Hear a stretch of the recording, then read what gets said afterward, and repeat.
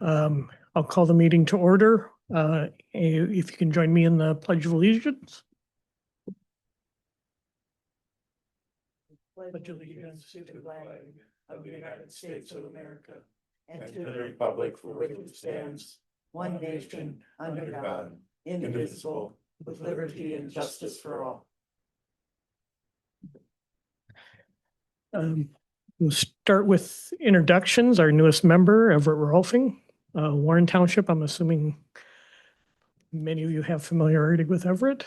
But he took over for Mike Flynn as he term limited out. So welcome, Everett. Thank you. Our first order of business would be to elect a chair who will then take over and handle the election of the vice chair and the secretary. If I could have a motion to open the floor to nominations. I'll second it. Second it. All in favor, say aye. Aye. Opposed? Motion passes. Are there nominations for chair? I nominate Eugene. Eugene? And I'll second that. Okay. Are there other nominations? I'll nominate Jordan. Jordan? Okay. Any additional nominations? Asking for a second time, any additional nominations? And third and last time, are there any additional nominations? I would entertain a motion to close the floor. Second that. Second, all in favor, say aye. Aye. Opposed, motion passes. So then we would, have we done? With The ballots just open? Our two candidates should Right. probably say something. Yeah, something? we need a speech full of We need, promises. I can make that short, something. All right, I'm Eugene Hansen and I've been involved in planning and zoning since the seventies. This is my second term on the planning commission and I was chairman for quite a while in my first term. Last year I was vice chairman. I would say that I would prefer to have Eugene be the chair, as I'm already chairing the Board of Adjustment. I'm still sort of getting my feet wet in that position, so.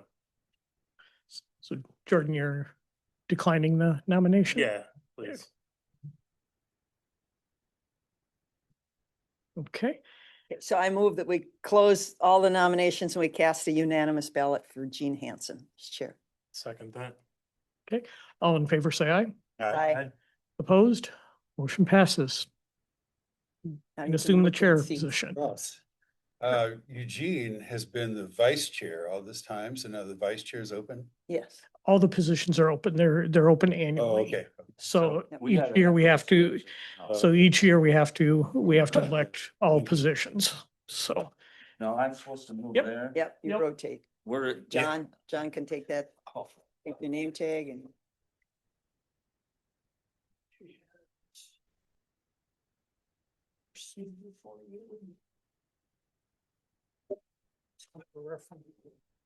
procedure for the remaining, Yeah. and then you have your agenda.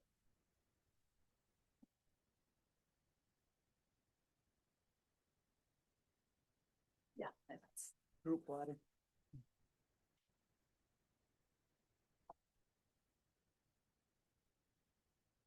Okay, at this time, I'll open for nominations for the position of vice chairman. So moved. Okay, Yeah, I'll second that. okay. All those in favor say aye, Aye. opposed nay. Okay, if we have anybody, I nominate Jordan because he knows the procedures from the, I'll accept that. All right. okay, all right, And I'll second that. okay. I don't believe we need seconds, just, it said here that we only need once. Oh, I'm always. All I remembering know the is what I'm construction reading. meeting. Just showing your support. Never hurts. Yeah, oh, that's Yeah. fine. Yeah. All right, is there any other nominations for vice chair? Those probably aren't Robert's rules. Those are probably Marlene's rules or something. I don't know. I'm just teasing you. It doesn't matter. Well, it says afterwards, we're supposed to have a review of the Rules. rules, so All right. this is kind of backwards. All right, are there any other nominations for vice chair? For the third and final time, I believe, are there any nominations for vice chair? Seeing none, does somebody want to make a motion to close nominations? I so move. All right, Everett. Seconded it. Let's see. I can't see your name tag and I forget it. Steve. Steve, okay, Steve. Made the motion. All right. Jordan, I don't suppose, since there's only one, that you have to give a real long speech. Yeah, I'll accept this time around. Okay, so does anyone want to make a motion that he's unanimously elected and we Yeah, can go on? I'll move that we All right, close Marcia- nominations. Marcia does that. Yeah, unanimously elect Second. Jordan Potter. Steve seconds it. All right. Thanks, Jordan. I don't know if it's a good thing that we both got a lot of experience or not. We do need to vote. Oh, yeah, we need to vote. All those in favor of Jordan being our vice chairman, say aye. I, Opposed, nay. Jordan, you're our vice chairman. Thank All you. right, now, let's see, where's the next one? Secretary. Okay, for secretary, now, this is more or less just a. Dicey does the actual secretary work, right? Okay, well, are there any nominations for secretary?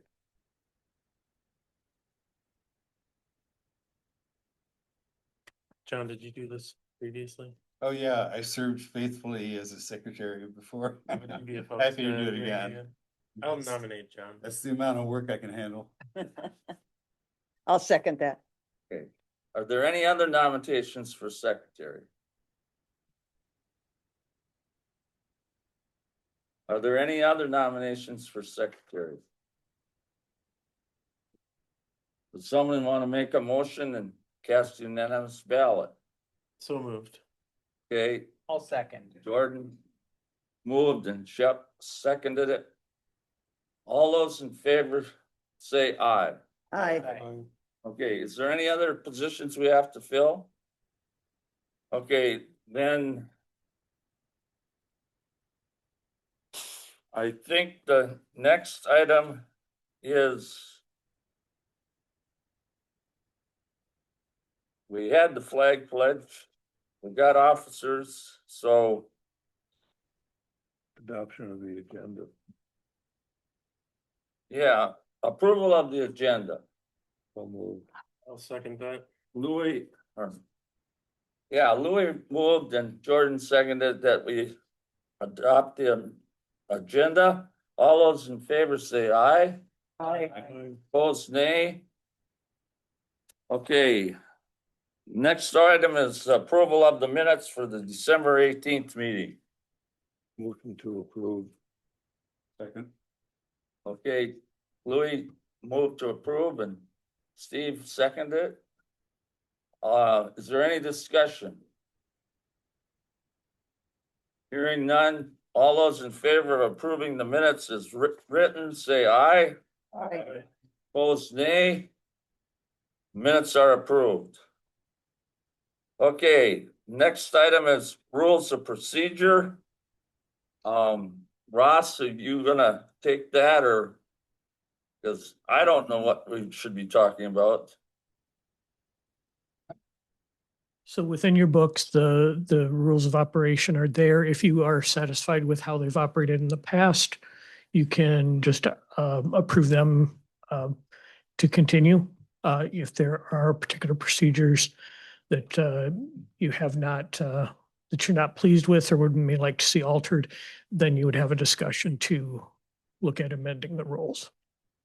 Marcia, Mr. Chair, I think one thing I don't see here, and we need to at times follow the open meeting law with, if we have people that are attending it, because I know I have, if you're not physically attending the meeting, and we do have the option to use Zoom, but then, and I know Mike worked through this a number of times, then in those cases, you have to do a roll call vote instead of each individual. But normally it's just unless it's a close vote, you can call for that. But if somebody is on using the Zoom feature, then it has to be a voice. do you want to make that a motion? I just think it needs to be, and I think. I it needs to think be you added. you could move to adjust that to bring it in line with county board. Yeah, I would move policy. to adjust our procedures to adopt any open meeting law requirements.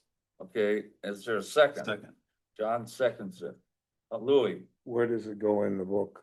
I don't have a clue. Under- 1.6 under vote. Yeah, We, voting, we will bring it back for final approval. yeah. And I don't know that there's anything else, but that is one thing that they do require. All right. Is there any further discussion? If not, we'll proceed to vote on voting, the items titled voting 1.6. And we have to have a voice vote if there's somebody on Zoom. And what else did you say, Marcia? That covers it. yeah. That covers it? Yeah. We need to bring it back before we can actually vote on it, to actually see how it's written. It would be best. We'll modify the procedure. We'll bring it back for review and have you vote on it and approve it. Okay, Okay, Is it so Yeah. this meeting or next? Be the next meeting. next. meeting. Okay, Yeah. so we don't have to vote on it now? If you just provide direction that you would like to see that Okay, change so- drafted and brought back. Okay, wants to make a motion to that effect? So moved. Jordan moves. And second, Second. all right? It's been second. Steve, I'm gonna get hyper technical. If you could adopt these rules on an interim basis just for this meeting and then adopt the new ones next day.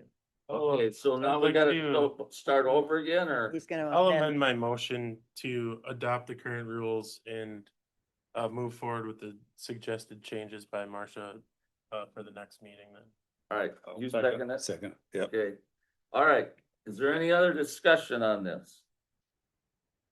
Hearing none or seeing none, all those in favor of adopting the rules for temporary for this meeting and then getting it back for a final vote at next meeting? All those in favor say aye. Aye. All those opposed say nay. Passed. Is there any other thing in the rules of procedure that you see that should be changed?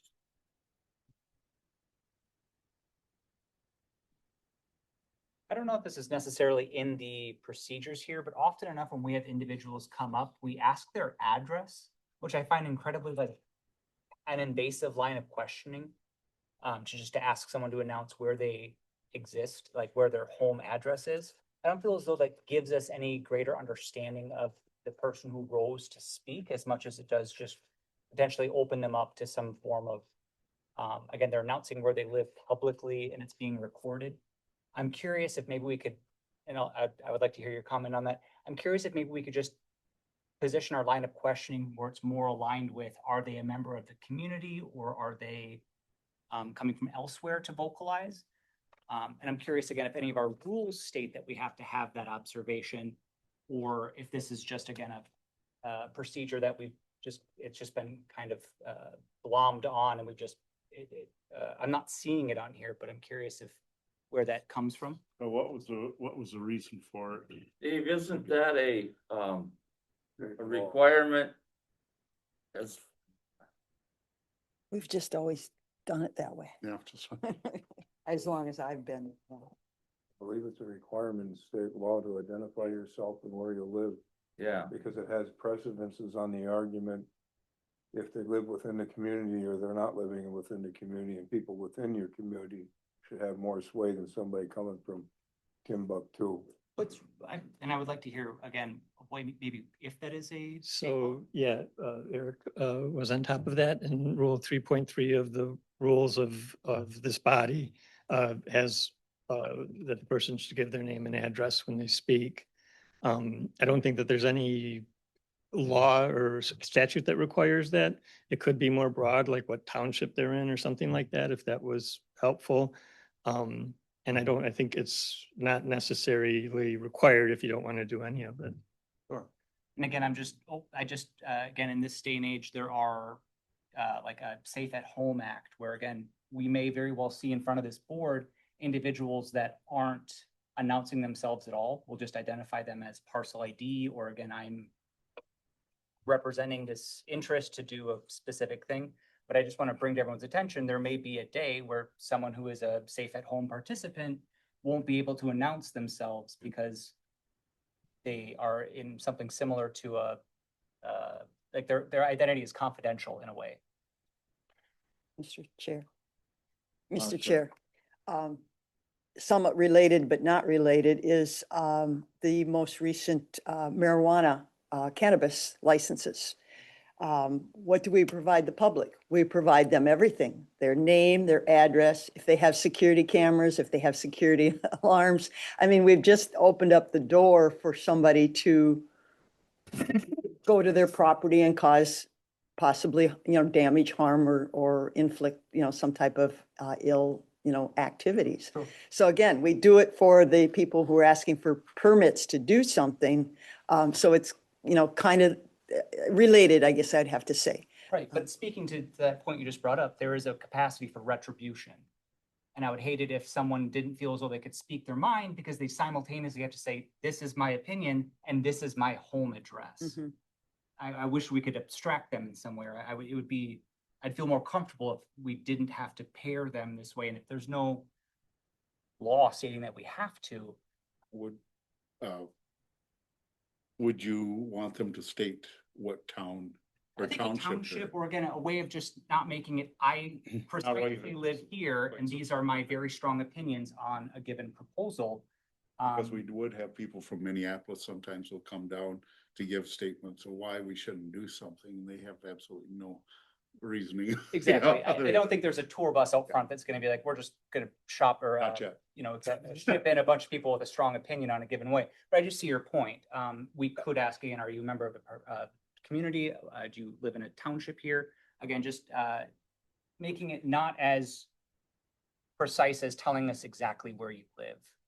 For the written record, I think it's important to have some distinction between Bob Johnson's and Pete Peterson's that we have a lot of.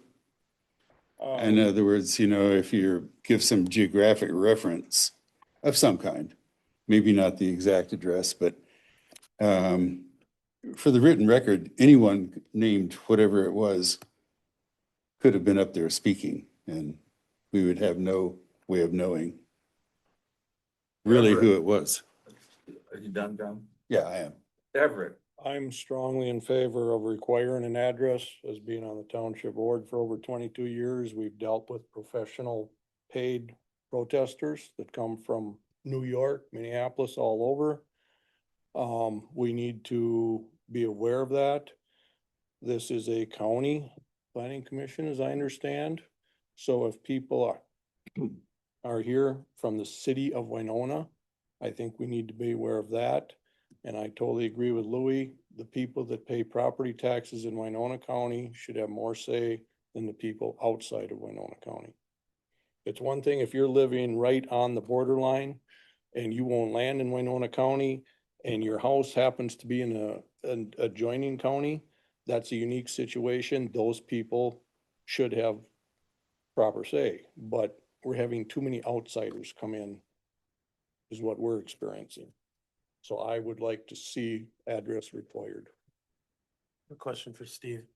If someone were to send in a email or mail a comment and ask to remain anonymous, would it still be part of our information or would it get left out? I could check with them, but I assume it would still be part of your information if it was received and you would just receive it as coming from someone who didn't provide their address or didn't provide a name. I feel like that would be the way to do it if you wanted to keep some anonymity. We're conducting public business and situation in here. And when you get things that secret or redacted or whatever, democracy dies in the darkness of night. If you do not want to speak because of it, you're afraid of talking, you should not speak. There, we're not there should be dealing with- alternative ways if somebody, feels threatened to speak. And, he said an email or something. There might is- Be a possibility. There is, I mean, the legislature is looking at this issue in terms of elected officials, since the Representative Hortzman was killed. Mhm. The Secretary of State temporarily made elected official addresses private. And then with the expectation that the legislature will address the issue. And perhaps maybe in that discussion, they'll come up with a compromise to kind of deal with these conflicting, valid points. Well, I'll take one point there. If they turn around and they don't live in the district they represented, that would cause a problem. too. Yeah, there's a process that the county auditor confirms where they live. Is there any other discussion?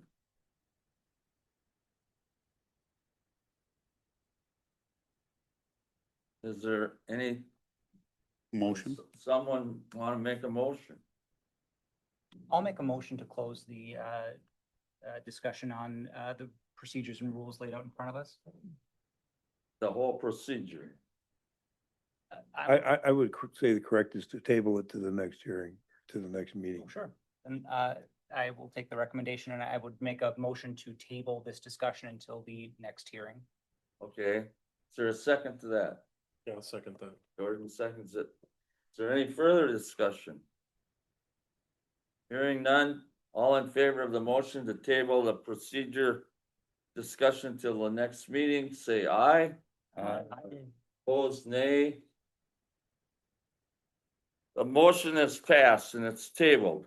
What's the next one? That would be me, I believe. Updates? Updates. Okay, so Jordan, I guess you should go first, right? Yeah, so today at the Board of Adjustment, we heard a petition for Jake and Edna Shetler, who we have here on our first docket today. It was a prime soils variance or a class 1 through 3 soils variance and a feedlot setback variance. The petitioners did not attend the meeting, and our board voted unanimously to table that item until we get something back from them, whether they're planning on attending or not, because we didn't feel we had enough information to make a decision. There was quite a bit of discussion about after the fact permitting, and the majority of our, or I should say all of our board members made it known that they felt that this after the fact permitting was not working well for the county, and it's kind of the cause of several townships wanting to leave and handle their own planning and zoning. We had quite a bit of discussion on that if you have a chance to listen to that meeting when it's available on YouTube or something, but it's kind of a lot of the stuff we've been talking about at our steering committee meetings as well. And it just especially Ed on our board was kind of saying how it makes him feel like our job is sort of pointless when we approve things and then people will just do things without approval whatsoever and sort of end up with the same result. Do you have, any indication of when this was built? No, but I believe, is Olivia here? Oh, yeah. Do you know when it was built? I guess we'll get to it when we get to the. Right, it's petition. on the docket tonight, so we can get into it, but around 2024 is when the structure is moved on site. Okay, Okay, that's the gist of it. that's your report then? Yeah, that was all we covered today. All right. The next one is Marcia's. Yeah, this board, the planning commission hasn't met for a couple months, so there has been nothing on the county board to approve. Okay.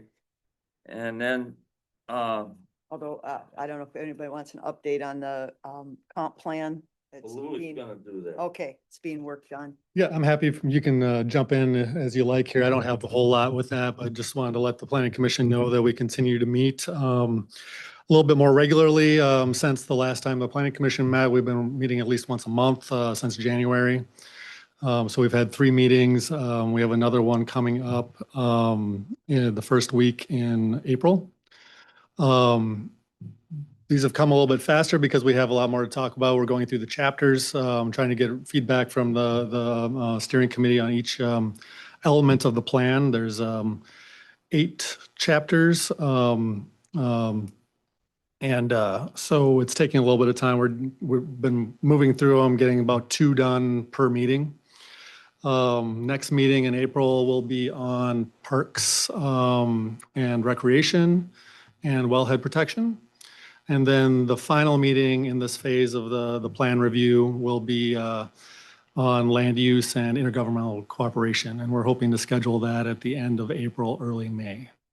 After that, we'll be moving in towards the next phase of the planning process, which is looking at implementation. So then we're looking at more about the actual policies and action items to be associated with the plan and going through that with the steering committee. So that's where we're at in the process. As always, if anybody has any questions, whether steering committee members or just planning commission members, feel free to reach out. We're happy to sit down and go in more detail and discuss with you about anything you want to talk about related to the comp plan. With that, we do have 4 steering committee members on the planning commission now. So if you guys want to share anything, you can feel free to do so as well. Thank you. Okay, thanks, Lou. Oh, Everett had. Everett, I have a question for Mr. Kranz on this Amish situation or other ones.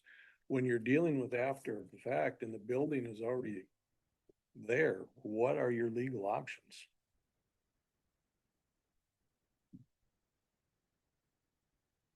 Yeah, there was quite a bit of discussion about that today at the Board of Adjustment Committee. There is a administrative penalty process where they could be fined for the days that they're out of compliance or until they bring it into compliance. There's the potential of from a public safety standpoint, not allowing them to use it as a dwelling until it's permitted and approved. Those are the basic, most straightforward things that could be done depending on the situation. There might be other options, other legal options, depending on the circumstances, but I don't have that information now. There was a mention of doubling the permit fee as well. Yeah. The rules allow to charge double for the permit fee for the after the fact permit if the county chooses to do that. Jordan, is that on a slab or on a block foundation or I what? believe it's just a slab. Has the county ever looked at adopting a set penalty? You build without a permit, it's an automatic $5,000 fine. No, the county has not. Is that something that should be looked at to deter this continuous actions? Guess we'd have to look at, I don't know that we've had a track record of really too many incidences. I don't know if we track that. I'm looking, maybe Eric has some knowledge. I mean, I don't remember a lot of these over, the last We've had 2 or 20 3 years. in Saratoga Township. Yeah.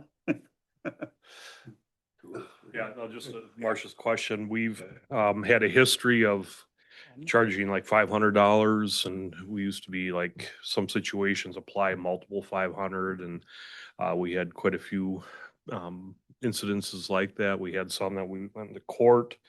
When I was dealing with a person in Marcia's neighborhood, we sent a deputy up there and we fined them, I think, That was- every day for 90 days in a row. Yeah, and And we got that to court and they threw it all out and I think fined them $100. that was. You know, Alex. so it, Chunky. So it's, the track we record don't have is- a good track record when it gets to litigation, because anything is challengeable too. So ultimately, they have a right to appeal, anything that we do here in district court. So I guess the mentality has been that we try to encourage compliance, and staff has bent over backwards with certain parts of the community to get them to make the appropriate applications so we can at least right the ship for them. And yeah, I know it is what it is, so. So are we officially on this? No, that's what I mean. think I we don't are. want to get into specifics of that without opening it up. That would Yeah. be, Yeah, no, Let's- that's this is just a general, I guess, response to the question, Yeah. so. Is it okay with the planning commission if we do get into the first docket item and then we can maybe Yes. ask more questions? Yeah. Thanks, Eric. All right. Petition docket PC 3/19/2601 to consider the petition of Jake and Edna Shuffler, who seeks a conditional use permit regarding the following: to allow a single-family dwelling on less than 40 contiguous acres pursuant to chapters 10.4.6.36.A of the Winona County zoning ordinance. And it says, well, that doesn't have anything to do with it right now, does it? All right, Olivia, you go ahead. Perfect. Good evening. Well, So- before ahead. we start, I mean, Sure. they need the variance for the soils and the feedlot setback. Correct. So I Right, guess, I was thinking of, why don't why, we just take a vote on tabling it? yeah, because I can't see trying to make a reasonable decision, not knowing if it's predicated on those two factors being allowed. Both the variance has a condition drafted for it that they receive the CUP. The CUP has a condition drafted that they receive the two variances. So I guess my personal feeling is that I need to know that the variants are allowed before I consider it for a conditional use permit. Maybe my thinking's wrong, but Well, if I'm understanding correctly, if we deny them, they don't get the variance. If they don't get the variance, the CUP is of no use, correct? If the CUP if they don't have both, they can't proceed. Yep. They We can't can- use it as a We living can space. review it on its merits for the CUP component. If this board doesn't find in favor of it, they're kind of sunk in the water, correct? For the conditional use permit. I would, Unless they, I would just say make a motion to table it until the Board of Adjustment has a chance to. I would Dig into it. All right. Yeah. I have a further question then. So Sure. what is an hour lane to determine here that the Board of Adjustment, we're having two different discussions, correct? So we're determining if the setback can be conditionally approved. Nope. So No, The- Board of Adjustment. the Board of Adjustment, the two variances that the petitioners need are to allow the dwelling to be on prime soils, in addition to the dwelling being too close to a neighboring feedlot. Those are the two things that they need to make a decision on. What you're considering tonight is for that dwelling to be on a parcel that's less than 40 acres. Typically, we hear the variances ahead of the conditional use permit. So if something needs both a variance and a conditional use permit, they're going typically earlier in the day to the Board of Adjustment and then they come to the Planning Commission. So most of the time, you know the decision ahead of time. That being said, there's nothing technically against the rules, but if you're voting to table it, we'd want to have a reason why as to table. So the petitioners are not here tonight. If there's information that you feel like would be helpful for your decision and tabling it to get that information or ask information to staff would be. Well, We could simply table it until the Board of Adjustment has made a decision as well, right? It seems like the Just Board of whatever the Adjustment is, reason. if, Counsel. it's a poison pill if you guys don't pass it. Yeah, I guess my biggest concern is just the actual building. Sure, it may fall within the feedlot, it may fall within, but we just can't have people building residences out there. And then afterwards coming and say, oh, I wasn't aware that I needed a permit for this. Well, So they're I'm not talking- sure how we can get They get around can't, that. they can't play certain show. Let's let Steve have the floor. Thank you, Mr. Hanson. I just wanted to say, if you do table it, you'll probably want to do a motion that you're going to notify them that you're extending your time to make a decision by 60 days, because the general rule that once the application is in and complete, if it's not acted on in 60 days, it's automatically approved. And so you would have to suspend it for 60 days or extend it for 60 days.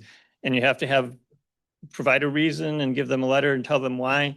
There's no particular reason required under the statute. It just has to be a reason, and they have to get that notification. It's an important item because it will, if we missed that 60-day deadline, which I think is April 20th would be 60 days, then it would automatically, they'd be approved. So they were notified that there was a hearing on this. They Correct. chose not to come. They are not here tonight. So I would say, well, let's go move forward and discuss this. When is the next planning commission? Will it be before that 20th deadline? It would be April 16th. Just before. See, I'm The- afraid that we're gonna delay this. They're not gonna show up again. We're gonna kind of waffle, and then all of a sudden, the permit will automatically be issued. We have a 60-day letter going out for the variance decisions to extend that timeline an additional 60 days. So it would be till June 18th. Well, if we make a motion to send them a 60-day delay thing, that's legally binding, right? Yes. Right, and that would it would tie in with the variance. Yes, you have the authority to do that. They don't need to agree to it. Right. Okay, do you wanna We had make a motion, John, or Yeah. somebody else, or what are we gonna do here? Well, we're still in the discussion part. You have to close the discussion first, I think, right? Well, you could amend your Technically, motion to. technically a table. We have them on the table and seconded. Either it's gotta be withdrawn or we gotta act on that. Mhm. If we vote it down, we can keep discussing. But technically, I've been always educated, a table does not allow discussion. So we're kind of violating, We haven't tabled it yet. yeah, we had a Okay. motion to table. We have a motion, we didn't approve it. I didn't actually put in a motion. I said we should, Good We point. should. Good Okay, point. all right. because we're in the discussion that has to be closed first. Yep. And as far as them not showing up, I mean, showing up isn't mandatory. It's in their best interest, but it is not mandatory Right. that any applicant show up.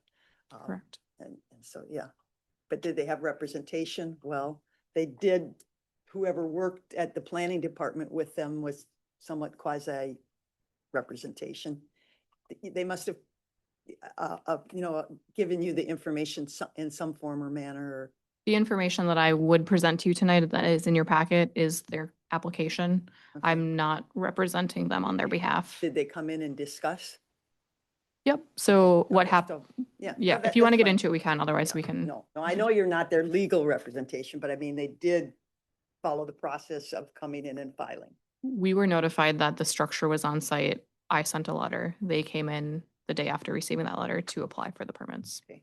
And is this, well, we're discussing, I guess, it's kind of like one of those shed houses that I'm seeing pop up all over in my neighborhood. Kinda. It was a shed and they put living quarters in it. It's split half and half. There's a shed and then there's a housing that has a porch on it, with windows. So the shed is on one side, the other half is the house. I would question if the windows are proper egress in case of fire. They seem to be a little small from my perspective. I guess but- maybe we're I getting. think we If you want me to give, Yeah, we yeah. have to decide what Yeah. we're doing here before we Yeah. waste more time. Yeah. Or take more time, Take I'm more time. sorry. I'll move that we table this and send a 60-day extension letter stating that we don't have enough information until the Board of Adjustment has made a decision. I second that. Okay, Jordan made a motion, John seconded. Is there any further discussion? Again, I just want to confirm, our 60-day deadline is just before this next meeting in April. No, this additional 60 days would be June 18th. Okay, and there is, okay. Yep. Right, that makes sense. Are we all clear on what we're trying to accomplish here now? Clearer, yes. Okay, all right. Any further discussion? Hearing none, all those in favor of the motion to table this docket number, say aye. Aye. Opposed, nay. Nay. I believe the motion passed. You can call for it. Someone want to call for a division of the House? Okay, the motion passed. So we don't have to do any more with it then, right? Right. Staff will send a letter. All right. All right, let's go to docket PC 3/19/26-02.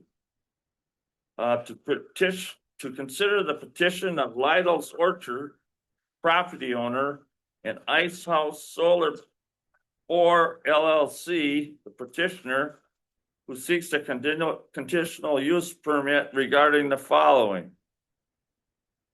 To allow a 1.5 megawatt solar energy system to be located within the Agricultural Resource Conservation Zoning District and Mississippi River Bluffs Overlay District on 12 to 18% slopes and within 300 feet of the top of the bluff, pursuant to chapters 10.4.6, hypotheses 37, 11.6.3, hypotheses 1 and 3, and 12.2 of the, or 12.3 of the Winona County zoning ordinance.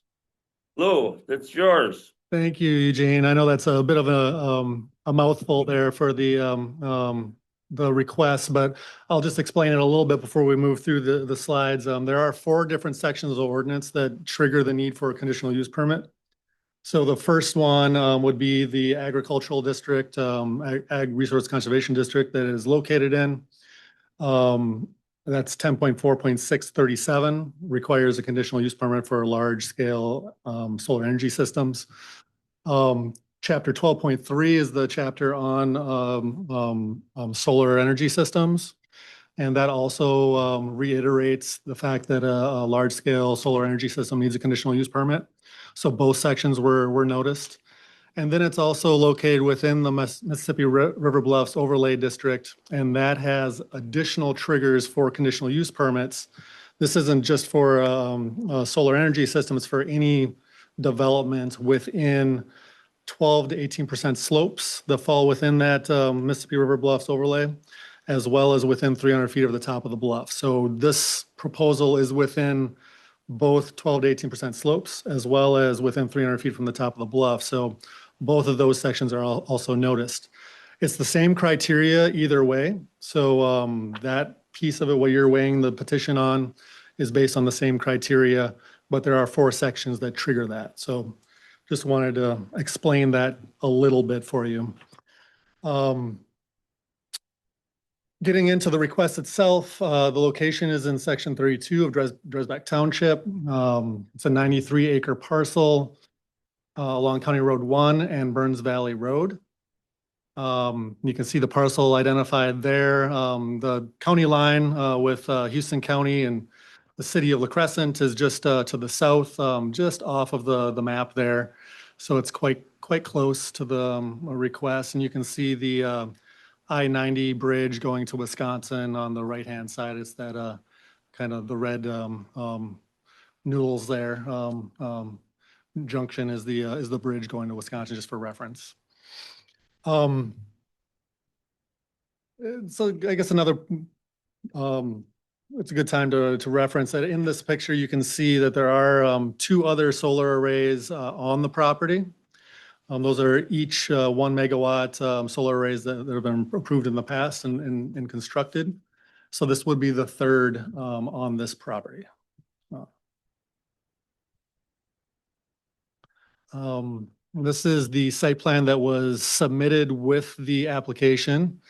I'll show you another site plan. This has been modified a bit, so I appreciate the applicants working with us to get a little bit more accurate project area boundary that meets the setbacks to the bluff and the 12 to 18% slope requirements. So, but I did put this on here because this is what was originally submitted, and it shows the neighboring property to the north, which requires a 300-foot setback. The red area there shows that 300-foot setback area. I'm sorry, Lou, the red is. That's the not area. buildable? That's not buildable. Okay, Yep. the red is not. Yep, and so the project area will be located outside of that. Other applicable setbacks are 130 feet from the center line of the road of County Road 1, 65 feet from the center line of Burns Valley Road, 20 feet from side yard property line is the minimum requirement. There's that neighboring dwelling requirement for solar energy systems, large-scale solar energy systems, which is 300 feet. And then there's a top of bluff setback of 100 feet that this project will need to meet. This is the updated site plan layout to show a little bit more accurate representation of how that will lay out. It looks similar probably, but it is moved back off of the slopes more to the south and to the east than the previous depiction. And this would be meeting the slope requirements and the setback requirements from the bluff. You can also see the neighboring solar array there to the south. The applicants have stated that that 300-foot setback to the neighboring dwelling will actually be 320 feet to the project boundary or the fenced area and 350 feet to panels. So it's a little bit, it's not right up against the 300-foot setback. There's a little bit of room there to meet that setback requirement.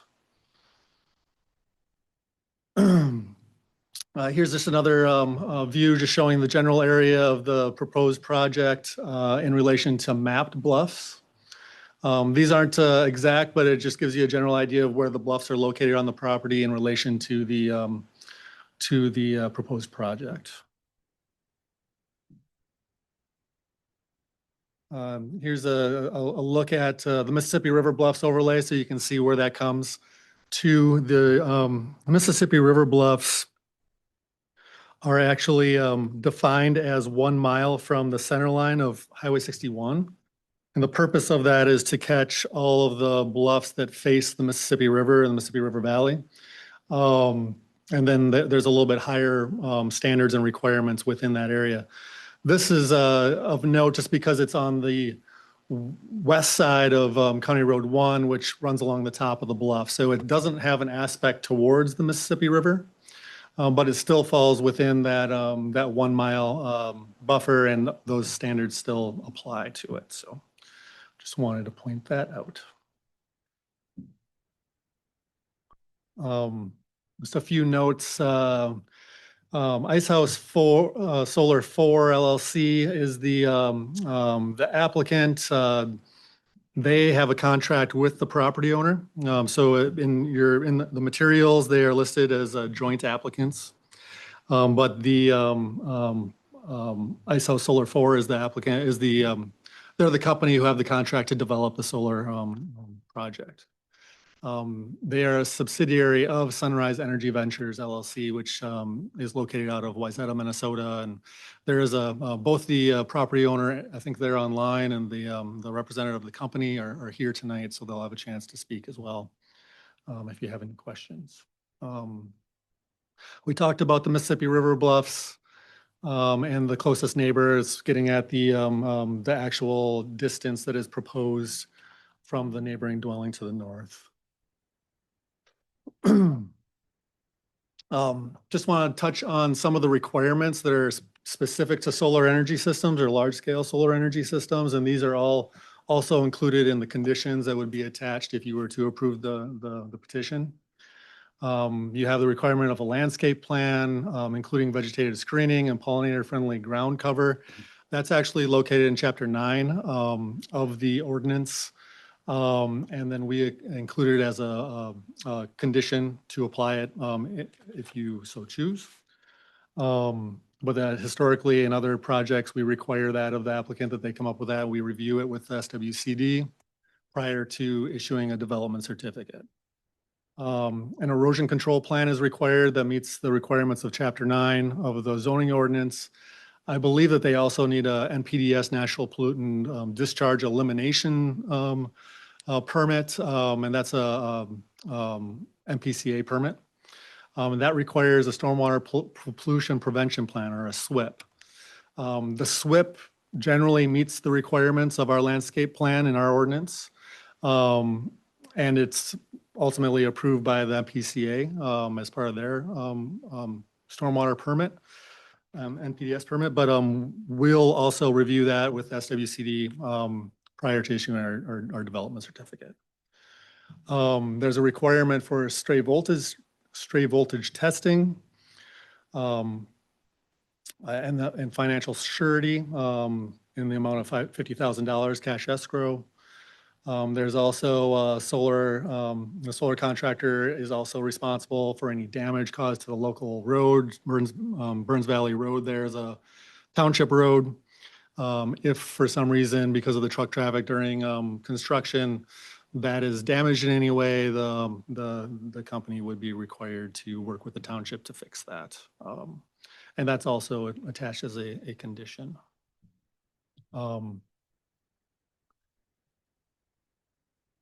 Moving on, Dresbeck Township has considered the request at their January 8th meeting and submitted no comments, but signed the township acknowledgement form. As always, the planning commission should review all materials and testimony, including the application, staff report, the contents of your packet, public testimony from both the applicants and the general public before making a decision, and then adopt draft findings or adopt findings that support the petition based on the criteria in the ordinance. That criteria is the 7 general criteria for approving a conditional use permit, as well as additional 4 criteria specifically for solar energy systems. So if you look in the staff report and the draft findings that are attached, it will include 11 criteria. The first 7 are the general criteria from the ordinance, and then the last 4 are the ones specific for solar energy systems. That said, this is incorrect. When I put together the presentation originally, there were 16 conditions. There's only 14. If you look in the application and in the staff report and then the draft findings that's attached, if you do end up approving the petition, there's 14 conditions attached.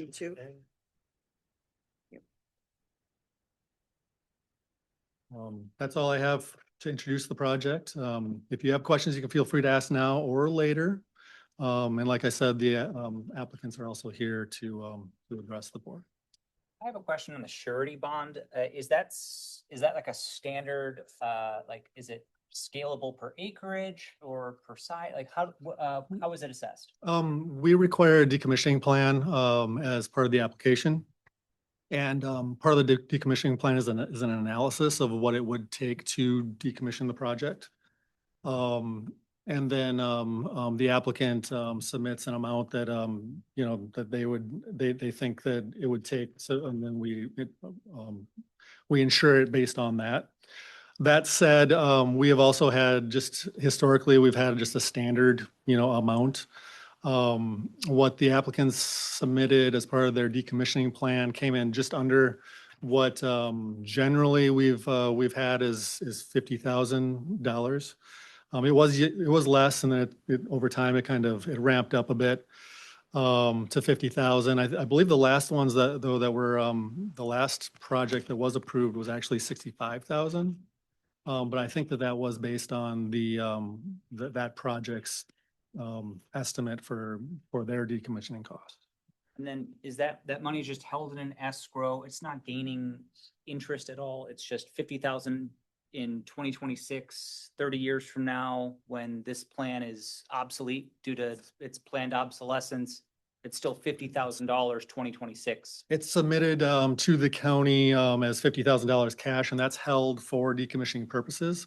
But it's my understanding that the county can, collect interest on that over time, Oh, okay. over the time that we keep it. And then that's, I would assume, would go into our general account, but I don't know the finances enough to talk, too smart about that. But Is there any other questions for Lou? I do have some, but I want to wait for and then get them all Alright, sides. Thank you. thank you, Lou. Oh, thank- Whoops. Louis? What was the time frame that the other project was constructed on? How many years ago? The other two projects that are on the property? Yes, sir. I believe that those were approved, I want to say in 2017. I think there was one maybe before that, and then maybe 15 or 16, and then 2017 was the second. And then constructed in the year or two after that. The applicants, the company who is here tonight also developed those, so they might have more information on that top of mind. Jordan? He just answered my question. Okay. Anything else by anyone? Yes, the letter from the person that was had concerns about the project. Yes, Are the thanks. pictures that they submitted the actual site? Um, The I'd have to look at them. I would assume so. The neighbors, thanks for bringing that up, by the way. I meant to mention it as part of my presentation, but there is a public comment, a letter that was submitted and that's in your packet. The neighbors are also here tonight, so they'll, I assume, would also be speaking as part of the public comment. I assume that those pictures are of the site. Obviously, They look like they are. That's the yeah, they're neighbor. not recently, because I think they're leaf-on conditions that those are, and right now they're covered in white, so Not today. it's melting fast. The other Oh. thing that the person mentioned was they called this Apple Blossom Scenic Drive. It's not officially listed as such, is it? It is I think a state designated scenic byway. Yeah. Apple Blossom Drive. Yeah. Yep. Yep, you got another? Yeah, I just had a question. Have we ever had a situation where the surety bond has been used and we've decommissioned a project?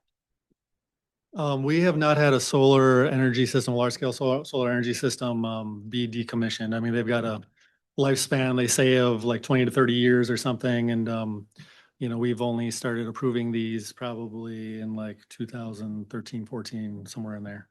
So yeah, we haven't had a chance to decommission a project. They're all operating as intended as far as I know.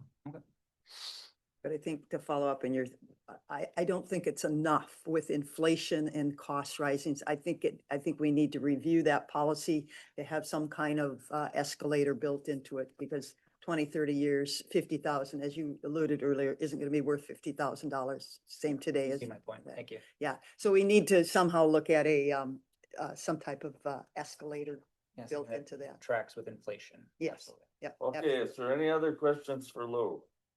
Otherwise, we'll move on. Is there anyone here representing the owner or the builder to state your case?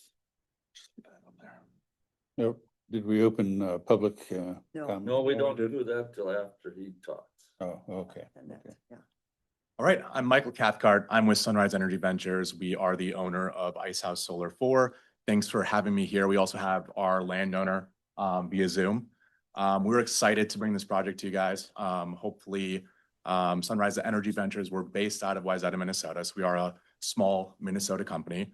We've done a lot of these projects within Minnesota and Xcel Energy service territory. When I say these projects, I mean these community solar projects. So As Lou mentioned, we actually did develop a couple of the projects that are already on the site, as well as a couple more in Winona. And yeah, what I would like to say is when looking at sites, the biggest things we start by looking at are going to be the feeder and substation within XL service territories that have capacity. With how mature and competitive this community solar market has been, there aren't that many locations available. And that's because once these substations and feeders reach capacity, these projects cannot afford for substation upgrades or big feeder upgrades. So there is a natural stopping point for these projects. For example, like this one, there's a little bit of capacity left, and XL reserves 20%. So they don't let us get to that 100% of their substation and feeder capacity. But they do let us get to 80% of it. And there's still, I'm sorry? Can you point that out in relationship to the map where that substation is? Yeah, so the substation is actually in La Crescent. So it's going to be directly south of this site following 1. It not in Winona County? It's not in Winona The County? substation, I don't believe it is. And will there be, how will the solar energy get to the substation, overground or under? So it's going to interconnect to the lines that are running where those other 2 sites are interconnected to, essentially. Similar to that, it will interconnect to the distribution lines. Distribution lines are going to be your standard T-pole lines. They're not going to be the large transmission lines. And those lines run all the way along 1, I believe, all the way south to the La Crescent substation. Not need additional poles or? Additional poles on the site, but just on this site. Like typically there's a 3-pole configuration that's on the site, just like these other sites. And that's all it is. And then it connects to the T-pole, to the existing XL infrastructure from there. You said that the XL reserves 20% capacity and that there's remaining capacity here, but on XL's hosting capacity map, that entire area has been red since the last time we approved one of these. And so are they saving this space just for large scale solar? What I would say to that is having so much experience with XL, that hosting capacity map is one of my most used tools. I'm on it every day. It's not always accurate. And so they have other tools too. They have a pre-app report that we can get, and sometimes it does not reflect the information in the hosting capacity map. And so in my opinion, like there's room to do another project perhaps in this area, even though the hosting capacity map is telling, you go to it, it looks like there's nothing. If we give you a computer right now, can you look that up for us? Look up the capacity? Yeah. I can't remember. Did I share a pre-app report with you? It's always been an issue. It's It's always It been an would issue. it would have been nice if we would have had somebody from Excel here to echo what you were saying about that. Based off the map that we're seeing, we're going to have to actually take that more as Well, yeah, and verbatim. we've talked about this before because we've had projects in other parts of the county where once this map shows red and someone wants to just have residential solar on their property, XL is telling them, no, they need to do a grid capacity study. And that's like insanely unaffordable for someone that just wants to have residential solar. So it seems to me that these are all going in at the detriment to anyone who wants to have residential solar, so that their only option is community solar. And my understanding is that 20% the residential solar would be allowable within that part of it. Yeah, it and should then- be there in the other parts where we've had this happen, and No. and those people are getting told no. And I don't know where you're experiencing that or what substation or feeders. The 20% rule is relatively new. When I say relatively, like it probably wasn't there for the first 2 projects we did, but now it's there. It was probably like 2021 or something along there where they added the 20%. But that is something that, is a, I guess, somewhat recent change. Then I could say, like, I believe I do have a pre-app report that will show that there's capacity after this site. I don't have it on me. I also have to just make sure that there's no confidentiality issues with Excel. But that is certainly something that I could show you. I mean, I can tell you right now that, you know, we're still active in this area looking for additional sites because we do think there's a small amount left. Not a lot, but a small amount left to get that 80%. That's information that I would need to have to be able to support another one, a project of this size. Okay. Yeah, directly from Excel, what Yeah. what Because they're we've looking had at. no luck getting them to give us that information. Yeah, they don't give that out very easily. I guess what I can say is we have a full interconnection study. We're in the facility study of this, so we have all the interconnection costs. So we do know there's room for our project, but that's not going to necessarily show the remaining capacity.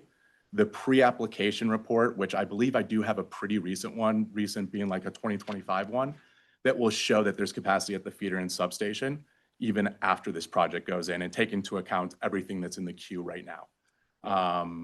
Your report, yes. No, it's an Excel report. It is an Yep, Excel. it's Excel produces that report. Okay. Correct. So Okay. before you leave this picture, so poles are a bigger eyesore to me than solar panels are. So are you saying that you're gonna have poles running down Apple Blossom Drive into La Crescent to carry this capacity, or that So- would already exist? No, so it would be new poles and it would be, I think right And so- now what we have it proposed with Excel is right in here. There's 3 poles, I Okay, think. but you 20 gotta get to 20 the feet apart. how do you get to the substation? So then it with just, poles? it's just these 3 poles and then it interconnects to this existing line that runs along here. Okay, so you're It not already putting exists. you're not putting poles down Apple Blossom Drive? Right. Into Houston County? No, So Apple Blossom Drive, is that the green line? No, The yellow. yellow, orange. ye- White, number 1. I'm sorry. Locally, we call it Apple Blossom Drive. The county, it's County Road 1. Okay, the only people that can touch those poles are gonna be Excel. So essentially our ownership of this project ends at those 3 pole configuration, then it's Excel, so it goes to their grid. But yeah, based on the costs we're getting for this interconnection, they're not gonna be doing a massive upgrade of those lines. and the only power, or the power is only going to Excel. None of this power is to be utilized for the orchard or the people themselves. Correct. These projects essentially, all of the power that's generated on it goes to Excel's grid. And then people from anywhere in Excel's service territory can do community solar guarded subscriptions, which essentially locks them into a rate, which is typically either a little bit lower than what they're paying, or it just locks them into an escalator that is far less than, you know, what we're seeing escalation of inflation of energy rates. I don't know if you have any more maps. Can you tell me where, you're in a gray area. Excel has some, My Energy has some. So can you tell me where that magic line is that Yeah. Excel is and My Energy is? All right, so I'll come over here for this one. Sure. So just about run up this line. That's essentially where it is. On that hosting capacity map, you can actually turn one of the filters as Excel Energy Service Territory, and you can see that line right here. And unfortunately, we are not able to develop any portion of our site outside of that area. Why? I mean, if you're harvesting the power, what matter does it where the panels sit? I agree with you, and this is a fight that us as developers, we've been very active in Minnesota. I mean, we were, you know, pioneers of this program, some of the first countries to come online. This has been something we've been fighting for since day one. Some other programs in some other states and markets allow you to. Excel does not, and neither does this program now. It's Excel is a big part of it, but the Department of Commerce is actually running this program now. We have to go through an application process with them. They're the ones that give final approval to this, what's called the Low Moderate Income Community Solar Program. And they, Who came up with that cute little name? Commerce, I guess. Well, But we, electricity is yeah. not low and moderate. And Well, then we have Excel to- Energy is the big bully in the playing field, and every year they go ask the public utilities for a rate increase, and they get it. The reason why it's called that is because the subscribers. So Now, us as developers, we have to, our subscriber mix for these gardens, all the people and businesses we're getting to subscribe to these gardens, they've increased the level of low, moderate income people that we need to be able to apply to this program. We also get better rates for having more LMI customers subscribing to this garden. So what's the income level that considers low and moderate income? You know, I'm not sure off the top of my head, something I can easily find. Okay, But, you know, I think on a lot of these gardens, we haven't done our application here yet because we're waiting on, you know, further approval and everything, you know, costs grow. But, you know, an application here, a lot of times, like, you know, on recent projects, we're doing 100% low moderate income because the difference in the rate for what we get for the power that's going to LMI subscribers is worth it. And I'm not an Excel user. Excel is not a co-op, correct? no, Correct. No, it's a It's a private, publicly traded corporation. yeah. Okay. Yep. Yeah, it's, yes. Do you have anything legal with Excel Energy about this project? Because we have granted CUPs for, I believe, 3 projects and they never got built. So we wasted an awful lot of our time and the developer's time for naught. Yes, and what I can say is for this project, so I agree with that, and it's always, as a developer, it's always difficult to figure out when to go in and get the permit. Because the worst, you know, the last thing you want to do is do all this work. You're spending, these projects there's a lot of dollars spent on the due diligence of these projects. So typically, we like to get our land use permit, because that's one of the big things is where there's gray area. There's no certainty with that. And so, but I can say for this project, so I get your concern, and you know, everyone's kind of run into these issues, and I myself have been in places where we've had to ask for extension for this specific project. And based on some of the things that Lou brought to our attention in the ordinance, is this project is actively in study with Excel. It's not buried on a queue. A lot of those projects that are having to ask for extensions, it's because they were applying for a permit before their project was even up to be studied with the utility. This project, we've already gone through 2 of the 3 studies. We've gone through the system impact study. We've gone through this new study, which is the transmission study. And now we're about 3 weeks away from getting the final study results. The final study results at that point will have an interconnection agreement in hand, ready to sign and fund. So, you know, this project is very far along that process. An interconnection agreement will be in hand. And if everything, you know, if we get this approved, we're talking about construction starting this year. How visible are these solar panels from the Apple Blossom Drive? You know, we've done some, you know, we've gone out to the site, we've done some analysis. There are some existing trees there. I think we have been asked to provide some screening, you know, in these locations of our site. Obviously, you know, not here, there's already a solar garden, and then here, for the most part, it's a bluff. So here, I believe is where we were asked to install some screening. So we can do that. And I think with that, also given the fact that, I mean, you know, it is a little bit on a hill. We do think that it is a good spot for it. And from the drive, that it won't be highly visible is our take on it. That's a matter of interpretation. Absolutely. They are visible, Steve. And then just to the north and, well, basically north, we have approved several other fairly large solar gardens. So the neighborhood has gotten quite solar. Do you think there's more solar panels or apple trees on Apple Blossom? Well, Drive now? unfortunately, the apple blossom, the apple business is pretty much gone, unfortunately. And that, I'm told that because many years ago, Winona County denied a packing plant up there, and that shut it down many, many years ago. But yeah, the orchards are non-functioning, I'd have to say there, unfortunately. But it is still considered a scenic byways. And so again, it's all in the eye of the beholder. If somebody loves to see solar panels, or does somebody love to see the vegetation and the natural trees and the deer and everything? It's Yeah. a matter of interpretation. But yes, you can see them. You obviously can see them. And I'd have a question about what type of barrier you'd put up to block the view. I mean, if it's a tall fence, versus a natural barrier? Yeah, I think the barrier, I don't know it off the top of my head, but what is recommended in your kind of guidance packet, I think it would be something along those lines. So it would be And that's, a mix of trees and shrubs. And yeah, and then it would just be, you know, maintaining that and making sure that it's kept in place and, you know, properly well kept.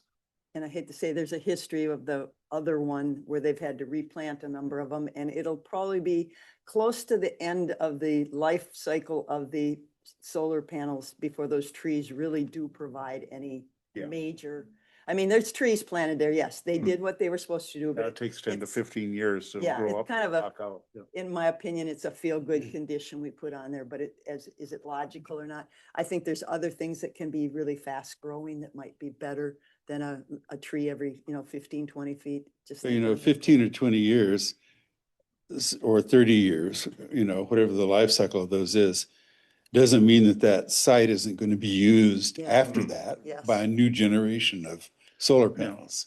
Because they're putting them in places where energetically it makes sense to harvest the solar energy. But I don't And know I- if those trees will ever block them or anything either. And the one thing I would just like to add in just terms of prospecting and, you know, I do think, you know, we do think this is a site that works well with the county. This is a site that is no longer operational as an orchard. So we're not taking, you know, away good cropland. This is also a site, totally understand, you know, the scenic road, the view. I do think that for a site this size, there is only a small portion there that is really, you know, close to the road there. A lot of it is trying to get as far away from that as possible. Like I said, I wish we could go all the way west. Unfortunately, we can't with this project just because XL Energy service territory. And there is no program like this with the co-op. And so, and then, yeah, and then I would like to, you know, also, you know, say that this is something that our landowner wants. Obviously, he's got a couple of gardens on his site already. So he is very familiar with the value that they bring to him. And so, you know, that's another thing that we want to do is be able to provide some value to our landowner who right now this is land that's not operational for him. Have you ever approached the co-op? Because there, you talk about service area, that's hills and trees and rocks. There's no, you go to the there's no houses being built there. So technically, what is a service area? I mean, have you ever contacted the co-op? Would they allow XL, panels to be on? Because they don't own the land. XL doesn't own the land and the landowner owns the land, and My Energy doesn't own the land. You're harvesting sun from the land. So have they ever been Correct. approached? We have done this in the past on some projects. My understanding is that it's more of an XL decision. You have to have both, utility and co-op play ball a little bit. But my understanding is that they essentially put a stop to this because it was happening too frequently. These service territory things. So my understanding is that we're not going to be able to extend the service territory. It's too hard to fight the red tape of XL Energy, basically. That's what I'm hearing. Yeah. That's what you're saying. Yeah, it's too bad because I know that with My Energy, with doing something like this, the break would go back to the co-op. Mm. There's nothing here that says that Excel's gonna do anything for the neighboring people. Mm-hmm. These community solar gardens in the past have, made it where the subscribers have to be from the counties and adjacent counties. And so a lot of these projects, they are getting subscribers from at least the county and adjacent counties. Does the federal tax credit go to you, the developer, then, not the landowner? It's going to go to the owner operator. So yes, whoever develops and owns and operates it.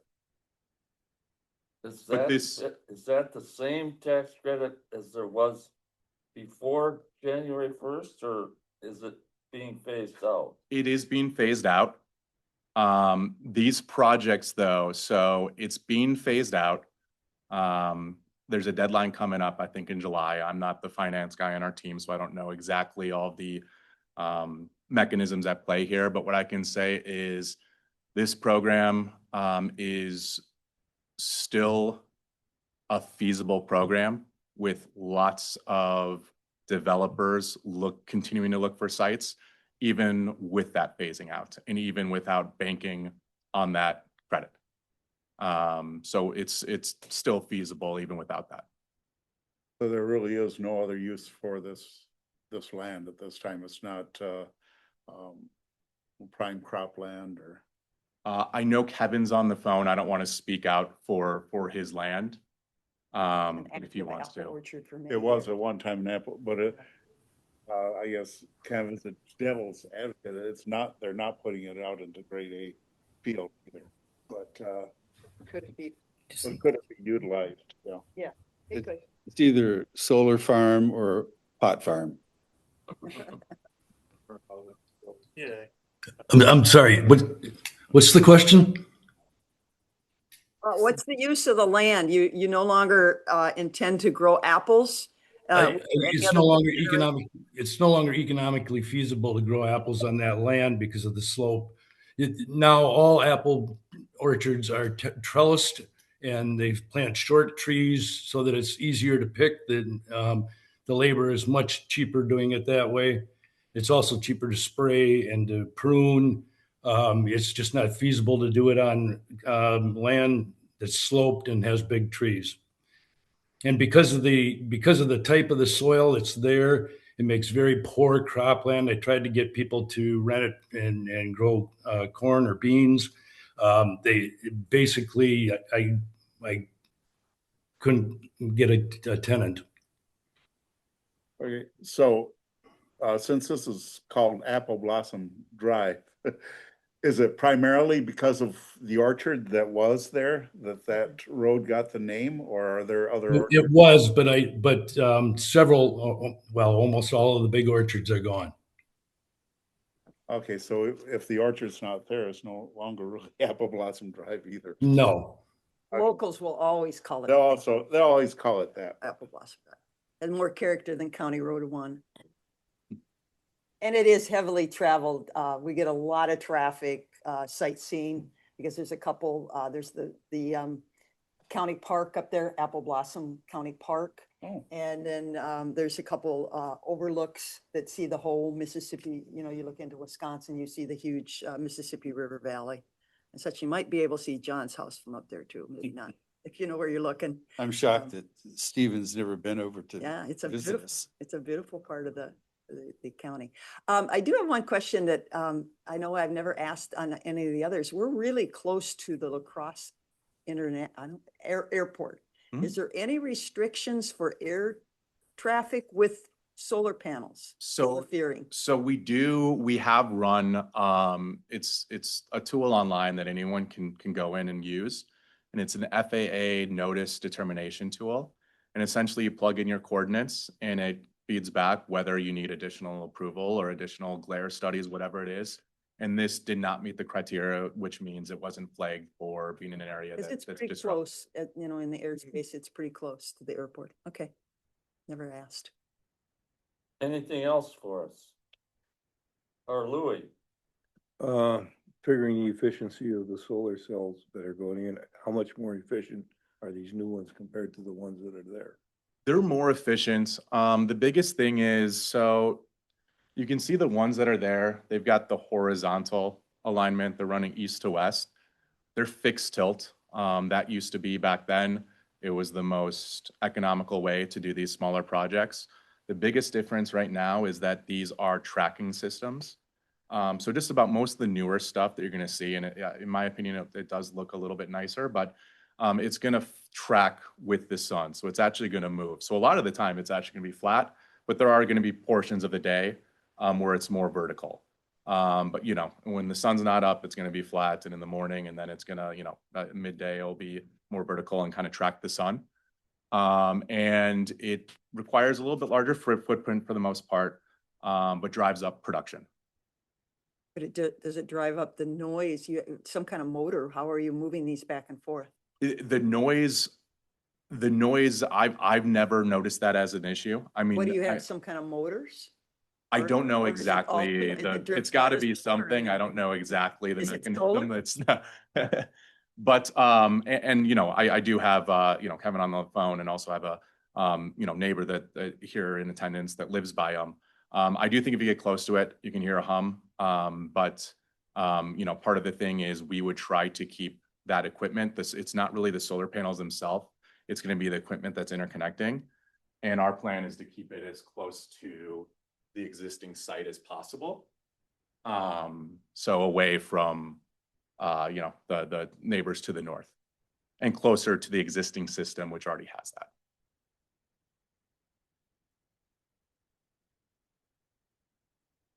Anything else?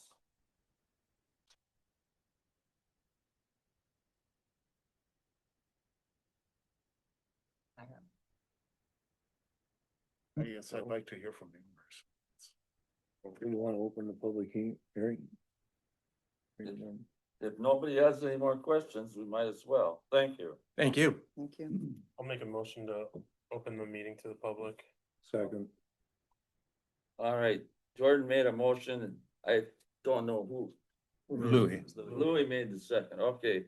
So the motion has been made and seconded to open the public hearing for project 02. Is there any discussion? Hearing none. All those in favor of opening public hearing for 02, say aye. Aye. Opposed, nay. Public hearing is now open. Anyone wishing to speak? Come to the podium, state your name and address, and tell us what you want to say.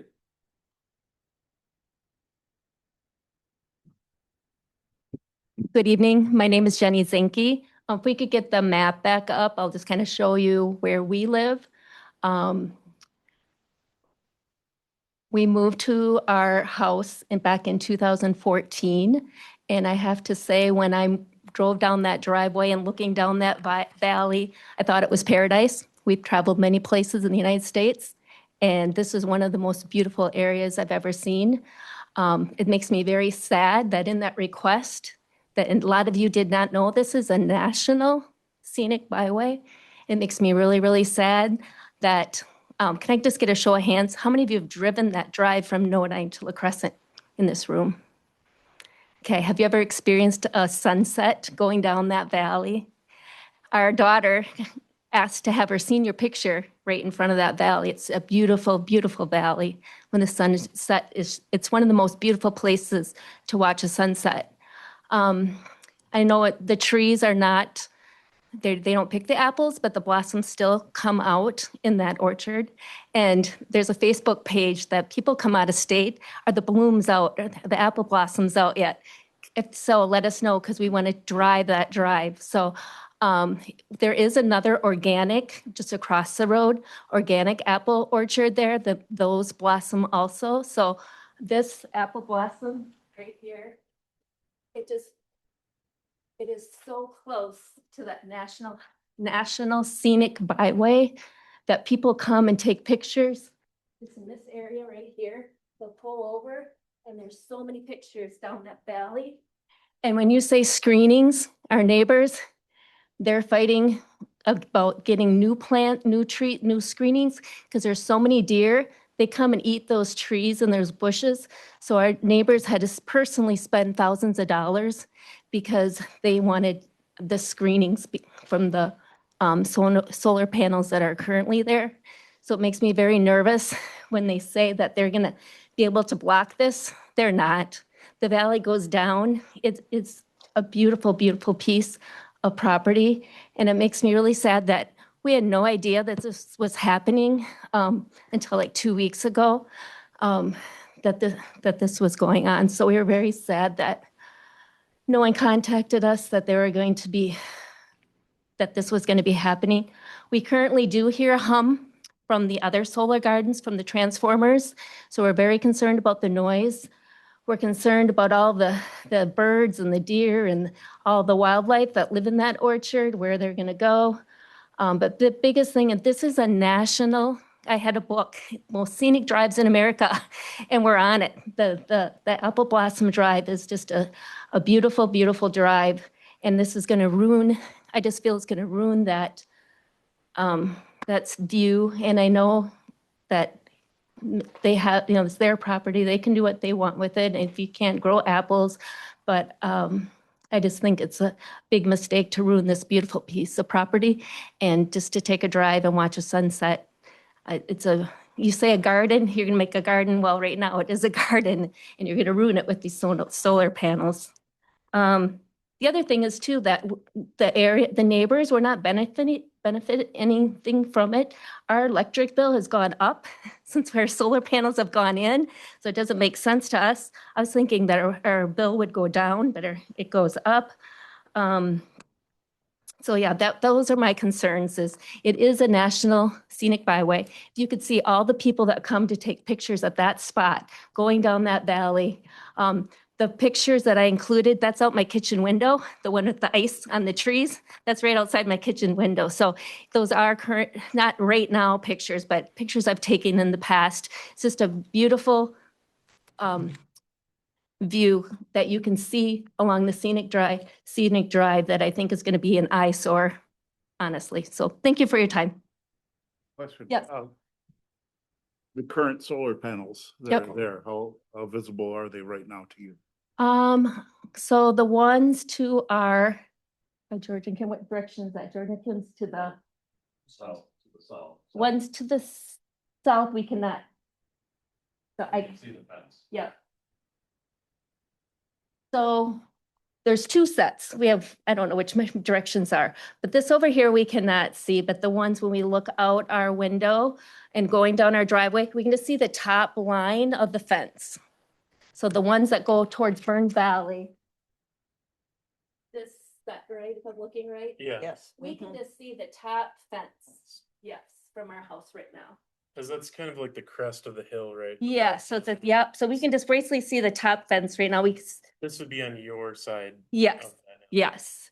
And So then- right now we can just see that whole slope and all, it's all trees. Tonight when we were leaving, it was full of deer. The birds were singing, lots of turkeys. I mean, it's just full of wildlife. So it's such a shame to take all that out and yeah, to replace it. So did that help answer your question? Yeah, yes, it did. Okay.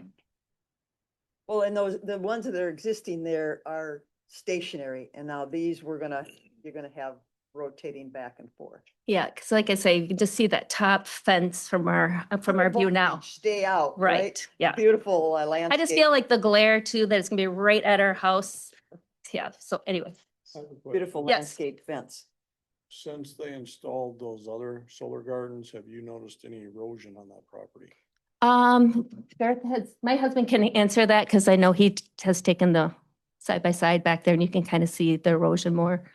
He can answer that when he comes up. Lou? Can you answer that? I believe we've had some issues with that on What's the question? Erosion? erosion on the other sites. The previous Um, panels caused any erosion? Yeah, The west. yeah, I mean, some of the other sites have experienced some erosion. Not the ones on this site. I wouldn't say. I think those went in fairly successfully. So much of it has to do with timing, with construction and weather events. But the property, the Carr property just to the north, that has 3 1 megawatt solar energy systems on it.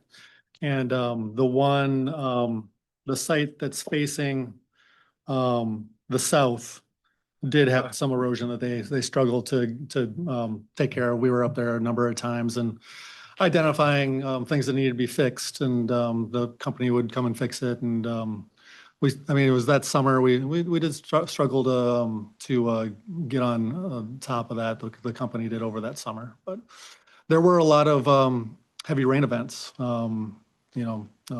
Like we've seen in some recent years in the area that happened during construction. Yep. But they did have their SWIP. I mean, they had practices in place. Yeah, it did happen anyways, and there were some But problems. I forgot to ask you earlier, where are they proposing to put driveways? It says on the conditions, both Winona County Highway and then Dresbeck Township. So are they gonna ask for a driveway off of County Road 1? Because No. that's a fairly good Yeah. turn. Nope, it would come off of Burns Valley Road. The existing access Okay. is there. They would use that. Okay, so So there is no additional driveway no additional driveway access. off Yeah. of County Road 1? Yeah. Okay, because that's, okay. Lou? Yeah. It says that one of the 4 things we're supposed to be deciding here is, this is proposed on 12 to 18% slopes. What is the actual slope of this land? The land in the that the project boundary is on. So that area would be from the top.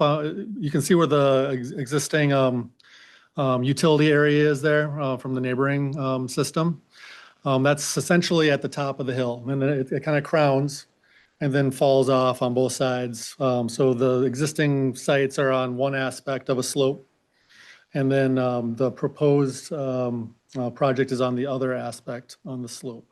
And that slope then ranges from, the very top, down to, 0 to 4%, down to the lower portion, which is right at about 18%. One of the things, and I have to say that I am all for renewable energy. But I was not aware of Apple Blossom Drive, never been there. And I do see it is a national scenic byway.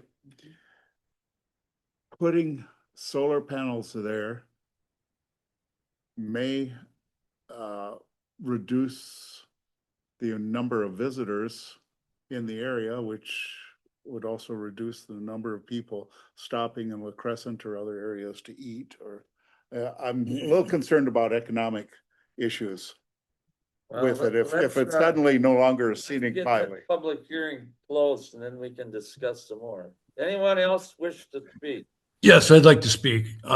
This is Kevin Lytle, and my address is 1064 Fair Meadow Way in Onalaska, Wisconsin. I'm the owner of the property, and the property has been in the family for several hundred years. And the whole gist of this project, or the whole reason I'm in favor of this project, is I would like to keep the property in the family's name. And I'm hoping that when the solar panels have reached their final days, that it will go back to an heir of mine, and the property will continue to be some type of productive profit generating property for my heirs. That being said, I'd like to address a couple of things that Jenny said. Yes, it is a national scenic byway. And at one time, part of that was the result of the apple blossoms. There are no orchards on that drive any longer. Very few that we have, a very small piece that does have a few blossoms, but we're not picking them. And the piece that we're talking about has very, very few blossoms. The real attraction to the highway now is the river view. It's absolutely gorgeous. People are still coming up there to see the view and visit the park and the overlook and make the drive, but it's not for the apple trees any longer. As far as the trees go, it was beautiful. When it was an operating orchard, it was mowed, it was pruned, it would blossom. There were apples that were beautiful on it. I loved being up there as a kid. It was great. It's no longer mowed. It's no longer pruned. Most of the trees are gone, and there's a reason the trees were torn out of the other side. The trees actually were torn out of the other side before the solar array ever was even a consideration. And the reason is because apple trees that aren't sprayed spread diseases to other orchards, and they spread pests to other orchards. So the apple trees on that side, the parcel that we're considering right now, are probably coming out eventually anyway. And they would have to come out because I'm looking for a viable way to generate some property or profit on the property so I can pay the real estate taxes so I can keep it in the family. I mean, that's just economic reality. As far as the glare from the solar panels, I have no idea, but your own staff did an analysis, and on page 9 of the packet that they handed out, they indicated that there wasn't any glare from the solar panels. I'm not an expert on that. I wouldn't know. The wildlife, there's enough of the property that's still not developed. So I think you're going to see the wildlife hanging around one way or another, probably not right outside of Jenny's window, unfortunately, but they'll be around. We're not chasing wildlife out of that area. I guess that's really the only thing I can say. I'm in favor of the project, obviously. It's up to you guys whether you approve it or not. Thank you. All right. My name is Garth Sinke, 32997 County Road 1, La Crescent. My wife Jenny and I live in the house right adjacent to the property.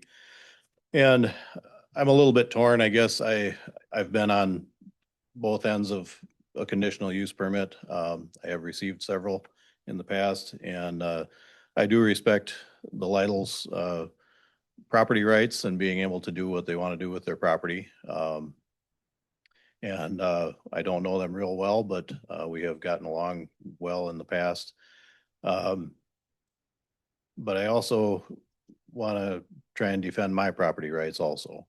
And, I guess the map isn't up there now, but the hillside, approximately 1/3 of where those panels are going to go, that hillside faces our home. And the view from our kitchen window, our back deck looks at that property, and the way that it faces our house, it's going to be very difficult to put any screening there that's going to be effective. And of course, if you put screening up, you lose sight of the the view that you had, and you get a view of trees that are 50 feet away. So it will have some impact, I think, on our property value. I don't know how much. I don't know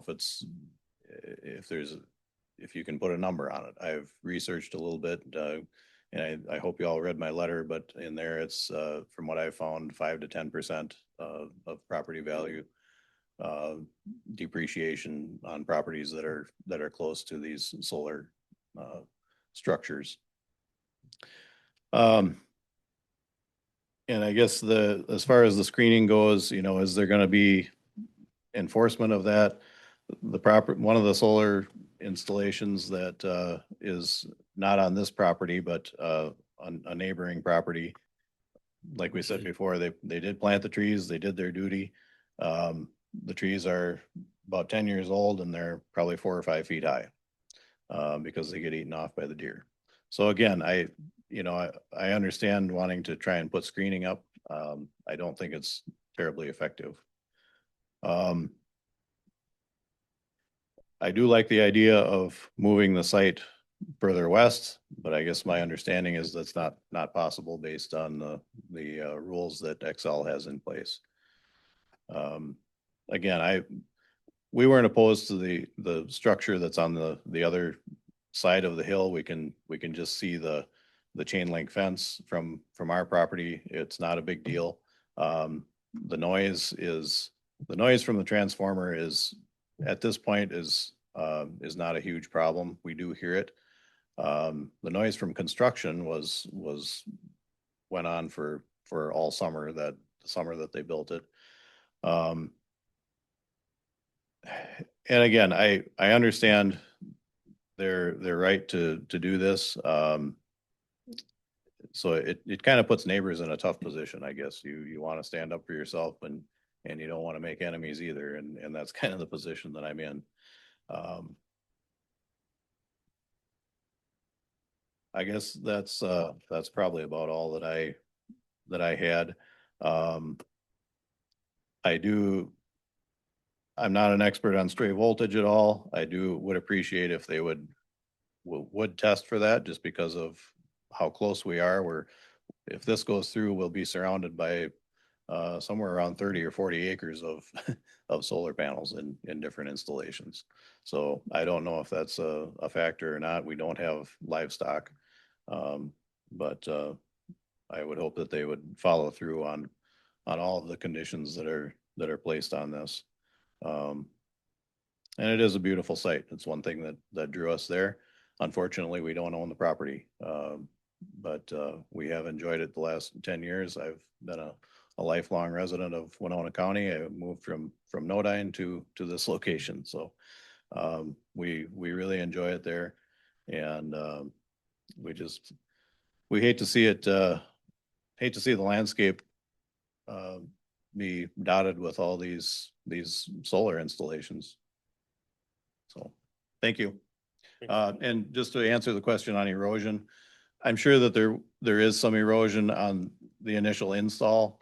I haven't noticed any when you're going down Burns Valley on the backside where that installation is now. It appears to me that it's well established where there isn't a significant amount of erosion there. But I don't drive that road too often, so. It seems like that side is a little less steep than your side. Would that seem accurate to you? Yeah, I think there was some excavating that was done there too, so they may have put a bench or something in there to try and slow that down. I know there is a retaining pond or a structure there at the bottom of that hill to at least slow the water down. I don't think it's a pond, but it's a catch basin, I guess you'd maybe call it. All right. Thank you. Thank you. Is there anyone else that wishes to speak at the public hearing for this proposal? CUP permit. For the third and final time. I come back and just Yeah, address a go couple ahead. things. Yeah. Yeah, thanks for having me up again. I think the one thing, with the stormwater management and erosion control, I think the one thing I just want to reiterate is, and it's in our packet, but just that, you know, we typically use a company, EOR, they're a Minnesota-based company. They specialize in this stuff specifically for solar projects. And so we will have, you know, a fully baked plan. If any changes need to be made, they're here, they're around, we can make it work. And then another thing, I just want to mention that, you know, we appreciate the neighbors coming out, giving their feedback. We always want to be a good neighbors ourselves. You know, just in terms of the property value, I did want to mention that there is a report that is on the Winona County website that does go through adjacent property values. Now, it is, you know, I do get property values. It's tough to compare. It's not always an apples to apples comparison.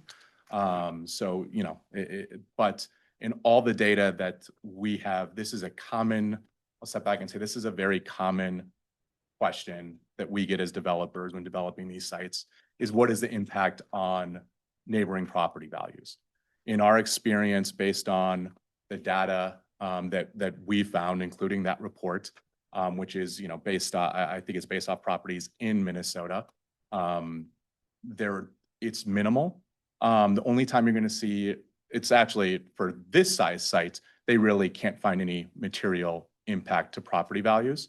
The larger scale sites, you see a very minimal impact to neighboring property values. So I do want to add that, like I said, it's not always an apples to apples comparison, but that is our understanding of neighboring property values. And really that we found that there is no impact to neighboring property values of community solar gardens. Well, okay. Go ahead. You said the substations in Houston County. Does that substation provide electricity back to Winona County then or not? Yeah, so if La Crescent is in another county, then that's where it is. I believe it's in the La Crescent, you know, city center. The feeder line that runs from the substation goes up through Winona. There's power going everywhere. Once it's kind of on the feeder, it's, you know, once the electricity goes to Xcel's feeder and substation, it kind of goes everywhere. There's not much controlling it. So my interpretation would be, yes, it's absolutely serving Winona County residents. Well, it's, Xcel Energy has Okay. the area under this line because that was given them when they put in the line from La Crescent to Winona to Red Wing and all the way up the river. And so that's why the west of it, that's My Energy's service territory. And that's why you can't build there. And so under this part or in Xcel's service territory, they can sell that energy to anybody that's in that territory, but they can't sell it unless My Energy approves of it to a My Energy customer. But I guess what I would say is, but still there are Winona Right. businesses, They can- residents that are they can Xcel sell customers, and yeah, That energy to everybody in the city of Winona yes, yeah. and between there and Winona too, under that line. Yeah, it's, But not if you live in My Energy territory. You No, can't. no. Okay. no. Yeah, looking again at these pictures, the existing solar panel substation that's down below towards the south, I see another solar panel directly north on the opposite side of the woods. Is that correct? Is that, Can you show me? is Yeah. that what this is? Yep, that's the car. Yes. Yeah, Different that's, Property. yep. Okay, I always like to see if there is some kind of compromise in any situation. So I'd like to pose two things. Number one, is there a way to upgrade the current existing panels in order to get more wattage? It's not our project anymore. Typically, that's not economically efficient until much later on in the project, until panels start to fail. And also, the project itself has a contract with Xcel based on the design that's there. And I've never been, I guess, my opinion is they would not allow that. I don't say that with certainty because we've never tried it, but that would be my understanding of it, is that, you know, it was designed to specifications that were approved and are part of the interconnection agreement. And I'm not sure how much flexibility there is to change that. So my next question is, would you possibly be amenable to cutting in half your proposed plan so it moves further to the west? So the problem we run into is, so right now it's a 1.5 megawatt that is very tightly squeezed. So our production is right now taking a hit because we're trying to, you know, follow the ordinance and have all these setbacks and be off the 18% slope. The 18% slope is kind of in that bluff setback. It kind of eaten into a good portion of the project, which unfortunately we could build on and still get production and move some of those panels away from the area that you know seem like to be the major issue with the neighbor. But because of the current ordinance, we can't. Now, why it's tough to downsize this project? Couple reasons. One is just the financials. We've got an interconnection cost, and that cost doesn't change with us downsizing for the most part. So cutting our production, you know, if we cut the project in half, let's say, into a 0.75, we can't afford the interconnection cost. Another thing is this project is, because of, you know, some of the feedback I got of this project should be, you know, actively in study with an interconnection cost, like very close to achieving interconnection agreements so that we're not wasting anyone's time. We have to have an application for a set size. And so going back and asking for that to be reduced typically is not allowed with Xcel. It kicks it back and would have to be restudied, which means we'd have to start this, you know, 8-month study process over again. And then, like I said, the financials just don't seem to work with the interconnection costs we're getting for cutting in half. What I could say is, I would love to hear a little bit more about if there is some, concerns, exactly where we would be thinking of, what would make the neighbor to the north happy, and see what we can do. But like right now, with all the setbacks, the service territory, the existing garden, we basically have this footprint locked in, based on all the ordinance and what's already on the site. And we already have our application in, for a 1.5 megawatt project. And yeah, it's very tough to go back. It's probably. So let's just say that, hypothetically, we deny this. And if we deny it, then you can't build it at all. No, that's not quite true. We advise the county board. We advise. Yeah, we can't cancel or approve anything. But when we advise it, and if they take our concerns and they say, no, we're not gonna allow you to do this, then basically you're dead in the water. Correct. So Until they sue us, unless you come back with a different plan. right? So what I'm wondering, you talked about the 1.7. Sorry, 1.5? Well, the 1.5, is that the, That's currently what's being proposed. that's the wattage? Or what? That's the megawatt production. Yeah, Megawatt that's the size production. of the solar garden. Okay, so can you get the same wattage by, I'm looking at this map here, and it's, there's a rectangle, or it kind of juts up. Yep. Towards the other drive there. If you cut that off and utilize the area west of that, can you provide close to the same? If the service territory didn't cut off there, then yes. Well, I'm talking about the area that you already have proposed.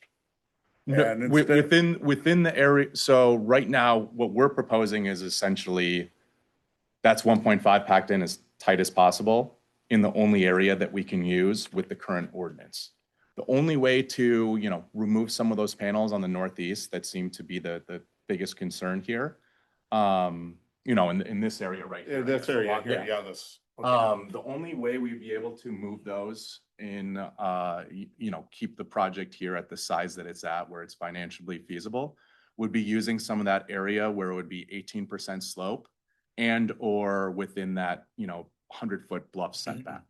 What I would say to that is, just kind of making a pitch for that, is that these panels, we can put these typically in wetlands and it's not considered an impact as long as we're not doing fill or not doing, access roads. The pad mount area, those are considered like impacts to, for example, wetlands. Oftentimes, like in some other jurisdictions, just the poles themselves, they're not going to be on cement blocks. They're just piled right in.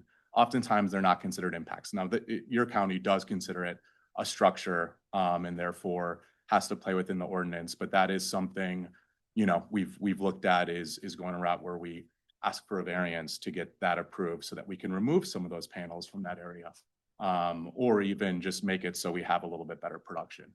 Because yeah, it's a tight spot as is, I'll say. Yeah, I guess I'm not questioning so much about the construction. It's just the view for the neighbors, their property, the view from the road. It seems like it's with the proposed plan, it's just right up to the road. And if there was a way somehow to just reduce the number of panels that are going in, or I understand you can't shift it. I mean, just reduce it so that you can have a berm between the road and the panels. If that might be something that everybody could agree on. Tough question because Stop. Yes. I think the Lidls are still on, and I apologize. I should have looked this up earlier, but I did not. You own more land than just that little parcel, correct?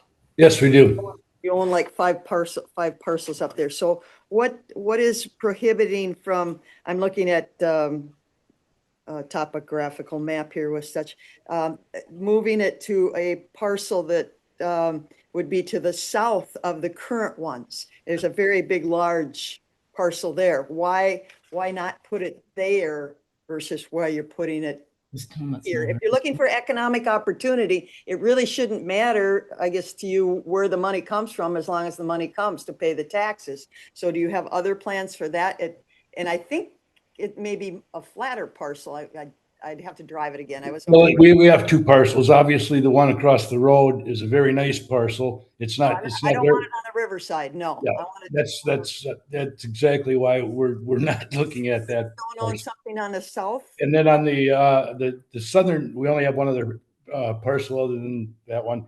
And that's midway up just before the park, just before the Overlook Park. Yes. And we hope to develop that someday. But even if we didn't, that has some views that overlook the, it's not really the river, but it's more the La Crescent Valley and out into the marsh. And it's more valuable property than you would put a solar farm on, first of all.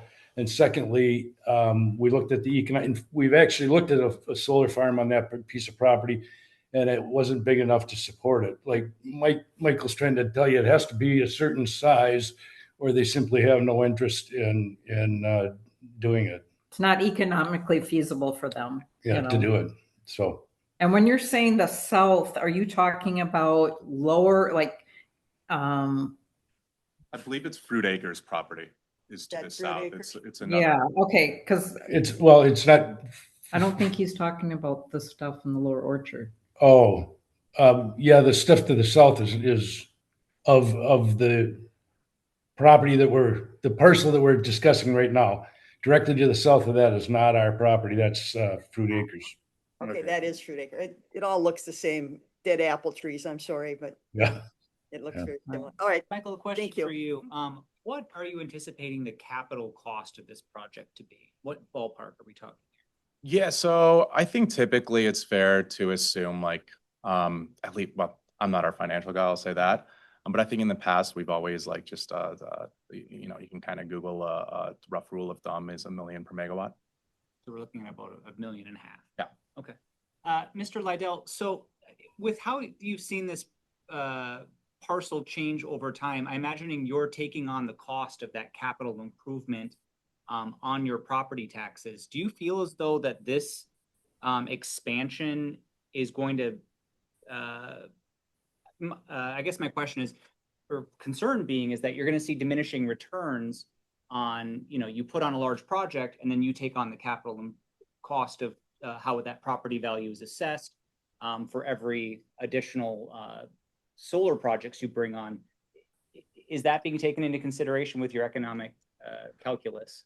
Well, I couldn't tell you how they calculate my assessed value, but I know for one thing that it's gone up 69% since we put the first solar farm on there. But I don't really think that has much to do with the solar farm. I think it's just that the market values in Winona County have just the assessed market values anyway have skyrocketed over the last few years. So I don't, if your question is, do I think that putting the solar array on this property will increase my real estate taxes over and above what they would be normally increased anyway? I don't think that's the effect of it. They don't own the solar farm. No, but And also I'll add that our lease option agreement that we have, and with all these sites, if the landowner can show us that there is a tax increase as a result of the solar installation, we're the one that gets burned with that additional cost. There it is. All right. Thank you for that. All right, thank you. Thank you. You said something that triggered me. So your company developed the first two Correct. projects, but you alluded that you don't own them anymore? You've Not already- own those You've projects. already sold them? Correct. Okay, and who owns those now? So I will have to check. It was And this is a common practice in the industry, I understand. Correct. It is very common. It's part of the reason why they're in, a Project LLC. I believe one of them was a company, Greenmark, and another one is New Energy Equity.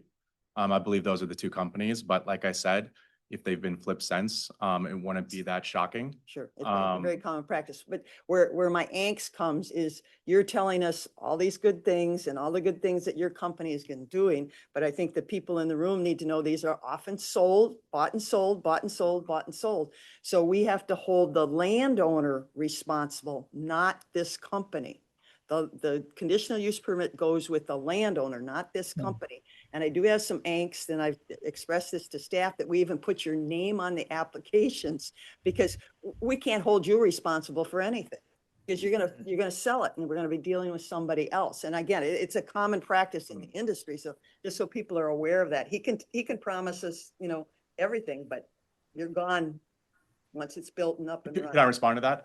Yeah. What I would say is, I mean, I don't want to speak for anyone here, but I think that's why the importance of the conditional use permit and having thorough and well-defined conditions is very important in these situations, because that's what's going to get transferred with the project. That is part of the project.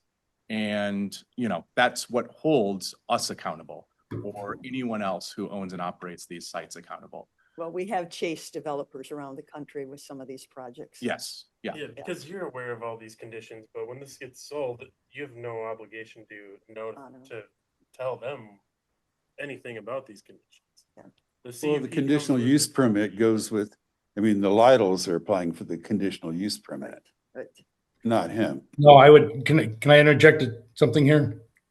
Actually, we are not applying for the conditional use permit. The applicant is, we are trying to lease the land to somebody else according to a lease option agreement. And it's the lease option agreement that is actually sold to these other companies. My understanding is it has to do with the tax breaks and whatever. But anyway, the point is the obligations are passed on to whoever buys the contract. So if the contract is written correctly and the conditional use, what's the word I'm looking for, that you require is written properly, whoever buys the contract must abide by that. So if you're going to lease it, will you receive the property tax bill Yes, and still be responsible for that portion? yes, unfortunately. Not the lease. Okay. So, why is it that your company hasn't offered to buy this property outright? They don't buy. I don't think that they had an interest in it. We do that with properties, but typically, I would say we do prefer to purchase the property. It typically works better economically for us, but I think a lot of landowners do like to keep the land in their name, do like to pass it on to their next generation. And so typically I would say lease option seems to be the more frequent agreement that we have in place with our landowners, but we do oftentimes try to purchase these properties. Okay, I think at this time, we're gonna try and get this public hearing closed. All right, for the third and final time. Sure. Yeah, go ahead. I'm just curious what the lease term is. Is it 20 years? Is it 18 years? It's renewable 5 times, or? Well, this. Just out of curiosity. Yeah. Steve, can you answer that? Well, and I'm sorry, he said not them, but their name is on this, not any lease. I can't speak to the lease, but the one thing that I wanted to make clear is the conditions on the conditional use permit, they are the property owner's responsibility, and they stay with the property no matter what the lease says or who it's sent to. Right. There may be protections in the contract for the property owner, where they'll, cover his expenses if they result in him having costs. But the conditions you put on those are bottom line that can't be changed by a contract. So basically, if we put on a condition that there has to be a 50 or 100 foot berm that's all trees, then the Lidle family is responsible for doing that unless it's listed in the lease that the company will do it. Is that correct? Or It's, so if you have that condition in the conditional use permit and it's an appropriate condition, whoever uses the property has to put that berm in. The property owner ultimately, if say someone was going to get fined because of they didn't do it, it would go to the actual property owner regardless of what the lease said. Now, again, he may have recourse to the lease under that agreement to get reimbursed, but it is the property owner. yeah, I just have a little concern. I'm kind of, I want to make sure that I'm clear and Lidles are clear also what could happen down the road just by, if this gets approved. Yeah, and Marcia has brought up these concerns before that we weren't even sure if the property owners understand what they're getting into every time we approve one of these. Because they depend on the developer. Yeah, and if you just take the developer's word for everything, it all sounds great, but. Okay, thank you, Steve. Yep. For the third and final time, does anyone wish to speak in the public hearing for CUP permit for number 2? I'll move to close the public hearing. Jordan moved to close the public hearing and Steve, you seconded it? Okay. I hope there's no more discussion. All those in favor say aye. Aye. Opposed, nay.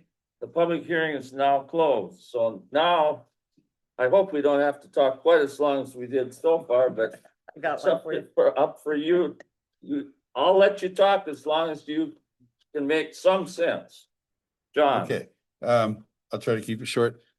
I guess I have 3 observations to make. One, in my opinion, your property rights end at your property line and your neighbor's property rights begin at his. Of course, there's wiggle room there because of, something you could be doing that's offensive on your land affecting your neighbor. We see that when we're talking about people that are moving from the city out into the country near a feedlot, and then they start complaining about smell, right? I mean, so there are certainly those circumstances, but I'm a strong believer in property rights. Secondly, anything you do that's visible on your land is likely to upset your neighbors because they believe that they're, living in a great place. It's beautiful around here. This is a beautiful part of the country. Anything that you do that is different, and especially different from the sort of idyllic landscape that apple orchards represent, it's going to upset them. It's going to bother them. Third, Marcia and I are very familiar with that stretch of road. You've biked it thousands of times, I suppose. I drive up and down that road a lot, and it's certainly beautiful, but one side of the road is way more beautiful than the other side. It used to be, of course, that you were driving through orchards with all the beautiful blossoms and everything in the season when those came out. But now, at least when people come from somewhere else to drive down Apple Blossom Scenic Drive, they're looking at the river valley view, which is fantastic and well worth a trip. It's not the orchards anymore that are the attraction, in my opinion, to anyone coming from elsewhere. And, things are going to change. If we're going to develop, we need more energy. This is a kind of energy that we produce ourselves and don't import. And I favor the application. Okay, anybody else have something to say? Marcia? I got a quick question. Because I had a fellow commissioner in another part of the state of Minnesota. This was a nightmare. Rusty patched bumblebees. It's listed here on page 64. Those are, They're they're a federally endangered species, and that this was another, it wasn't a solar project, it was a project in another part of the state of Minnesota. And they really had to provide, and it just says here, incorporate native pollinator vegetation into site design and reduce mowing frequency in spring. So I think it can be maintained, but that's when you start messing with federally endangered species, that raises everything to a higher level. So I don't know if just planting prairie plants will suffice to meet that. and who determines if they're in compliance and not? I suppose the bumblebee. Yeah, the bumblebee has representation. Well, I can tell you right now that what's there is going to be orchard grass, probably a lot of reed canary grass. Yeah. Mostly invasive species right there That's just it. that are So- not very pollinator friendly. So I Because think that's what happens to all these orchards. Sure. Well, that's something we have to be aware of. I mean, and we do have in the landscape plan, you know, what they've got to Yeah. put in there and stuff. Before we do a couple of the conditions, I do have concern about the landscaping plan. I think we've all, you know, like I said, I think the plantings we've had people plant are just feel good, you know, graphics. They are not fast growing. They are not deer resistant. They don't grow at a rate that provides any kind of screening for many, many years. There's got to be some other types of plants that do grow fast. I know, I can't remember I'm not a plant person, but I know there's better things maybe to plant along a fence line. And that fence line is going to be just ugly because it's going to have big signs on, beware of, you know, high power or something. I saw someone posted and stuff. So I mean, and we do have to approve the vegetation plan. So I think we need to really hone in on that. This whole, especially with the idea that this company isn't going to own it. The Lytles are going to lease it out and everything. I think the financial surety of that we've used, the formula we've used really needs to be reviewed and looked at some type of increase with inflation and things like that. Of course, maybe in 30 years, we won't even exist. We'll be blown off the face of the earth and we won't have to worry about it. But I think just setting a figure 50,000 today isn't going to cover the cost when it does have to be decommissioned. So I'd County like- board ought to get on that. Pardon me? County board ought to get on We that. should. It definitely needs to be addressed. There was a condition here, applicant driveway, Winona County Highway Department. And I really don't want a driveway there. I think it would be detrimental and that was a condition. So I was assured there wouldn't be a driveway onto the county road. So I think we could remove that condition. And at some point in time, people want to make money. And I know there's a lot of solar things where they're doing more and more livestock grazing under them and around them and through them. I've even read a dairy magazine where they had these things on wagons and they moved them around the yard and they used them for shade for organic dairy grazing operations. So Mr. Lytle, you're going to have a really nice fence. Maybe you want to get a flock of sheep in there and you can, and you can sell them in the fall and make more money. I don't know that we've ever really researched the federal scenic byways, if there are restrictions on that. I'm not familiar. I know we always, you know, we state that, but I'm not sure if there's restrictions on things that we can do on that part of the road. I don't know. I think we should investigate a little bit that we're not infringing on some federally mandated scenic byways restrictions. Those were a couple things that I've had that I think we need to take into consideration. And I just wanted to say that I've definitely devil's advocate with all my questions on this. I am all for solar power. I'm for wind power as well. If I'm just, and I'm also for property rights, you know, that people should be able to do what they want to do on their property. But I feel if there was a way to do it in such a way that it doesn't quite impact the neighborhood as much. You know, that would be wonderful. I understand that this orchard, you're not going to use it for anything else. So And it's really not viable for any other use other than this to make money. But as good neighbors, if there was a way possibly to work something out in the neighborhood, I think that would be a great asset to everybody there. Everett. I have several concerns. I heard once that there was 4 reasons he needed a conditional use permit. 18% slope, there's nothing else that we allow on that kind of slope, not even close to that. Winona County and the comp plan is banned building houses on top of bluffs on 61 because it was natural beauty we were trying to protect. We seem to have lost all concern about natural beauty by letting solar panels come in along a national road, whether the apple trees are there or not. The landowner's concerned on property rights, wants to generate income. As a farmer, all my woods, I pay property tax on, I can't generate any wood income from it. Nobody feels sorry for us. I mean, it's kind of part of owning land. Some of it does not produce income.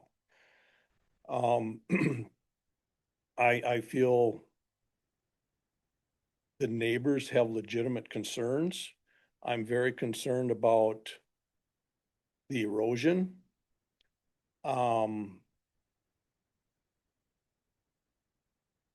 Enforcing any conditions when you're chasing a company is almost impossible.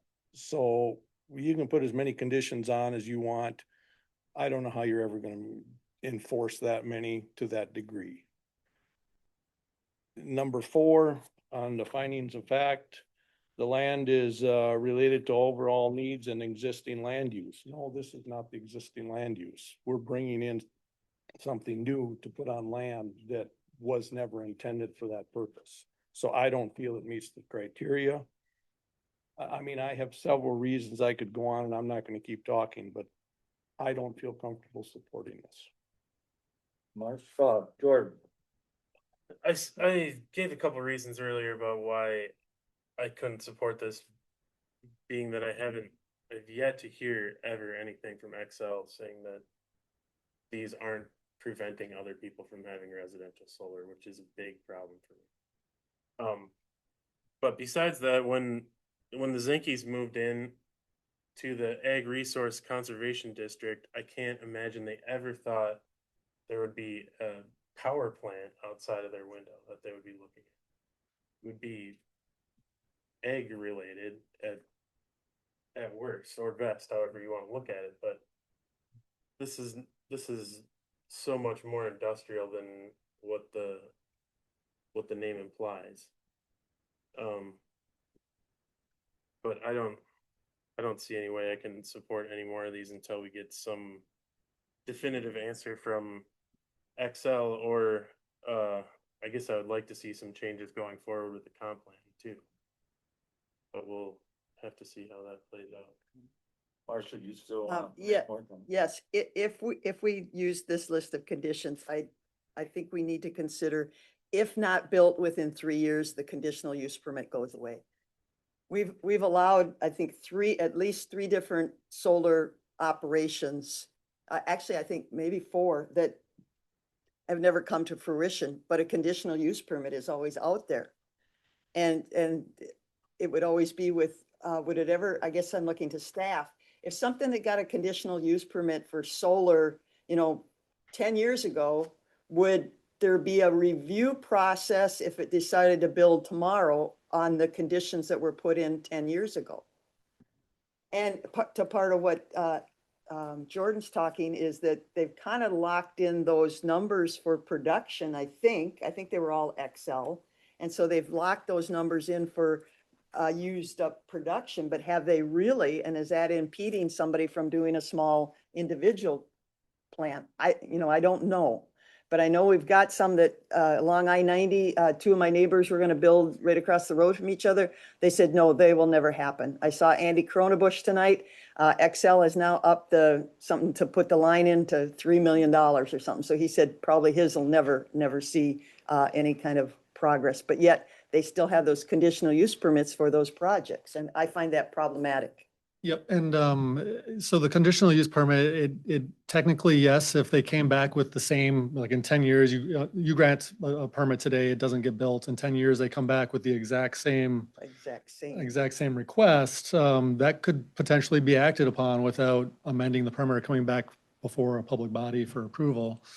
What we found is that usually it's different. Even Andy Cronerbush's projects, he had two that occurred on the same piece of land. He had the original 5 megawatt project that was approved. That didn't go forward. Later, a 1 mega, like I think it was like 2 1 megawatt projects came in afterwards that were proposed, and those were approved. It was a smaller footprint. There was talk about like, oh, does it fit within the original permit? We said no, because it was, they were requesting completely different project boundary and different types of panels. So there was different impacts from this from those proposals than what the original one was. So what we did there is the original 5 megawatt permit was revoked. It was removed. And then there was new applications made on the same property in order to keep a clean record. I didn't realize that it was revoked. Okay. Yep. So that's how we handled that. So Okay, we've got two of them along I-90. It was two different parties, and Yeah, one was the multi-axis trackers with the big. yeah, they were gonna rotate, they rotate. That was Mike Modis, and then across the road was Buyer, Valerie and Buyer. But I've been told, personally, they said, the buyer said it would never happen because XL wanted $1 million to put a line somewhere. Yeah, they needed a line upgrade. I think that's what he was talking about earlier, and that's not really feasible for, for these projects. It essentially kills the But project. those CUPs are still out there, They're correct? still out there in those cases, yes, but with the unviable projects. All right. And that's I would just mention too, that's a different feeder line. So that's as a different capacity situation than the one that we're talking about tonight. Sure, okay. Anyone else have anything to say? Otherwise, I guess I'm gonna open my mouth. This is basically my opinion, but I read an article not too long ago that states that both solar and wind power are things of the past. And yes, we do need more energy production, but one of the reasons they're things of the past is they're not reliable 24/7, and the cost of making them reliable makes them cost prohibitive. And so I can't support this project for that and a whole lot of other reasons, because we just discussed part of it on the proposal for the house that's already built. And we've done this over and over and over with planning and zoning in the years I've been involved. I guess the simplest way to say it is, we better be careful about what we wish for, because it might happen. That's what I'm gonna say. I'm gonna make a motion to take this to the vote. Yep. I second. All right, Shep made a motion to, now,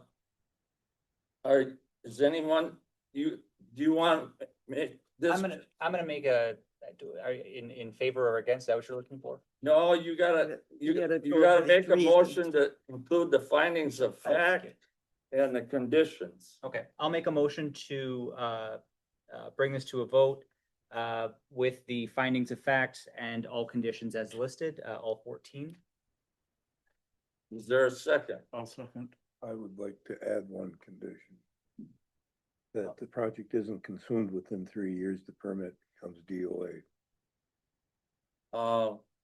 Is, Can are we make you, that? are you amendable to, Yeah, you've convinced me, absolutely. With the consideration of the potential, I'd make recommendation for, as Louis stated, this isn't enacted on and within 3 years, that it terminates. okay. So we have a motion on the floor by Shep and Steve seconded it, right? I'll second it based off of Louis' recommendation, yes. Okay. Now, is there any further discussion? What about the bond? Any consideration at this point about the surety bond? I'm not convinced we have enough information to impose what we suppose it should be. I feel as though what it's set at is at least a good start. I'm not sure in 30 years it's going to be enough, but maybe we'll have it thought of the next time this proposal is, or rather this subject parcel is brought up for a solar project again. And I really did like Steve's suggestion of some type of berm along County Road 1 so that it doesn't deter from the scenic byways. If there's any way to, to berm it up and do some other, and I don't know if that can be addressed in a landscape plan. Well, we're already talking about an area that is this considered bluff in any way or just 18% grade? Oh, There is a bluff area to the west, but most of the project area is on what would be considered steep slopes. And steep slopes by definition in the ordinance is 12 to 18%. Is there any restriction just generally on bringing in fill on those areas that you're aware of? There could be, depending on how much fill you're bringing in. Yeah, if you're over 1,000 cubic yards of 1,000 yards, material. And we've had Then we gotta have several berms, yeah. I will say when you're on the site, when the road is bending, on that left turn as you're going to the south, it's going like this. And the solar arrays are down an embankment and off to the, I guess, the south. I don't know how much a berm is going to help that since you're kind of up higher on the road anyways, looking down on the project. And, we'd have to look at, road right away and, there would have to be some, you can try to suggest the condition, but I'm just thinking through the feasibility of actually, building the berm. And, we'd have to review that and work the different company. landscaping. We could look at it as part of the landscaping plan, but I'm not quite sure of the feasibility of it. I at would the think point. that berm or screening would almost be worse than just being able to look over these solar panels to have that view of that Burns Valley view. You gotta look through a chain link fence. with Yeah, that's high voltage probably lines the on it every most 5 feet. problematic. Yeah, that would be really scenic. All right, we have Everett. I just have one comment on the $50,000. I don't think it's anywhere near enough. If a neighbor got cancer or Parkinson's, $250,000 wouldn't be enough. So I don't know how you realistically set a figure from You can straight hardly voltage. tear down a house for that. Let alone a $50,000 $50,000 wouldn't cover erosion. No, I really feel like that. It's not enough. And we've had discussions I've had with other counties in the state, and you're right, that's a topic they're addressing, what is reasonable. And I don't have a figure, but I think it's something we need to definitely look at and change. Louis. Mr. Chairman, I don't think the prerogative of how much it would cost to reclamation the site is in the proverb of this committee. I think that would be more discussion for the county board to figure out what the cost would be to do that. Because we do not have the costs available here to do it. Well, do Mr. you Potter think would the need county to- board has any more common sense than this committee does, Louis, and lived experiences? Well, I could sit from my own experience what it probably should be set at, but I'm not sitting in there and judge against the site. I know the pros and cons of solar and wind, and I've known them since they started this boondoggles throughout our society. If it wasn't for the tax rebates, these projects would not simply be going on. True. And that may change very soon too. Well, we had an act in Congress that may change a lot of these credits and stuff like this. But it isn't for me to sit there and decide what the property owners want to do. It's just that if I don't want to look at the boondoggle that's going down Apple Blossom Drive, I guess I drive someplace else. But it's not for me to say not to do this. It's not in the property rights, but the clean up the affair if it goes on. Good hailstorm can raise hell with, solar cells Oh, too. yeah. Yep, And high you, winds. you do have them down on that ridges at times. Yes, we do. Lou? If it's all right, I just have a couple of, a little bit of information regarding, the decommissioning. The decommissioning cost that's in the decommissioning plan is much larger than the $50,000. That is arrived at when you take to effect what they estimate the recycling value to be at the time of decommissioning. So just so you know, like, we're not saying that 50,000 is going to cover the decommissioning, but we are hoping, or they're estimating that it would cover it after recycling of materials that are there currently. But we don't have access to that. That goes to the landowner, or the county wouldn't have access to that. Well, the county isn't responsible for decommissioning either. I mean, the We would, decommissioning fund is ultimately, pretty we much would just be. to cover, protect the landowner in some regard. I'm sorry, what? The decommissioning bond is, I imagine, an surety to guarantee that there is money set aside for that the property owner will take to recover their space after these projects are used up, or is what I imagine. Yeah, if it's needed in order to, And in if order they to need complete that. do a decommissioning and it costs 3 times the $50,000, is that the landowner's responsibility to cover the rest of it? I think so, and that's something I imagine the landowner has to weigh whether or not it's worth the risk. Yep. I don't know if they even understand that though, is the issue. Well, you can ask. Also, I mean, when you're looking at decommissioning, I know we have done some analysis on what other communities are doing. I would say 50,000 is probably on the lower end of what a lot of communities are looking at these days. There are some that are, 85, 100, even 120, 150. I'm not sure. We'd have to do a little bit more research to see what kind of surety they're using. If it's a bond, that's much cheaper for the solar company. We request a cash escrow, which is more expensive for them. We ask that up front, because then we don't have to worry about, tracking down and over time, making sure that it's actually in place, the bond, because a lot of times they expire after a year and then they have to be constantly re-upped. And that's just really hard administratively for us to track. So we are putting more of a burden on them, with the cash escrow up front. So there are differences and different considerations when you're talking about different sureties. And I think you're right. If we were going to look at, changing that, it's probably something that we want more information, a little bit more research. And we'd probably consider it maybe separate from a request like this, but. Okay, is there any more discussion? Hearing none. All in favor of the, Can we have a show of hands instead of verbal? yeah. Yeah, Okay. yeah. All in favor of the motion to accept this CUP application with the findings of fact and the 14 conditions? 15 We'll- now, if- right? 15 now, Well, okay, Or we could take the county highway department well, driveway. let's there. not worry Leave it. about that. Okay, add to 15. So we'll start with Shep and raise your hand. All those in favor, raise your hand. I've got to go with it. All right, Not all done. those opposed, raise your hand. So Okay. Good. Let's see, we got Yeah, one, 5. It's an even split, isn't it? yeah, it's Five. even No, split. 1, 2, 3. Start over again. All those in favor, raise your hand. So we got 4 there. Yep, and you got. All right, all those against, raise your hand. Well, we got 4 here too. Okay, all right, and it's just a recommendation.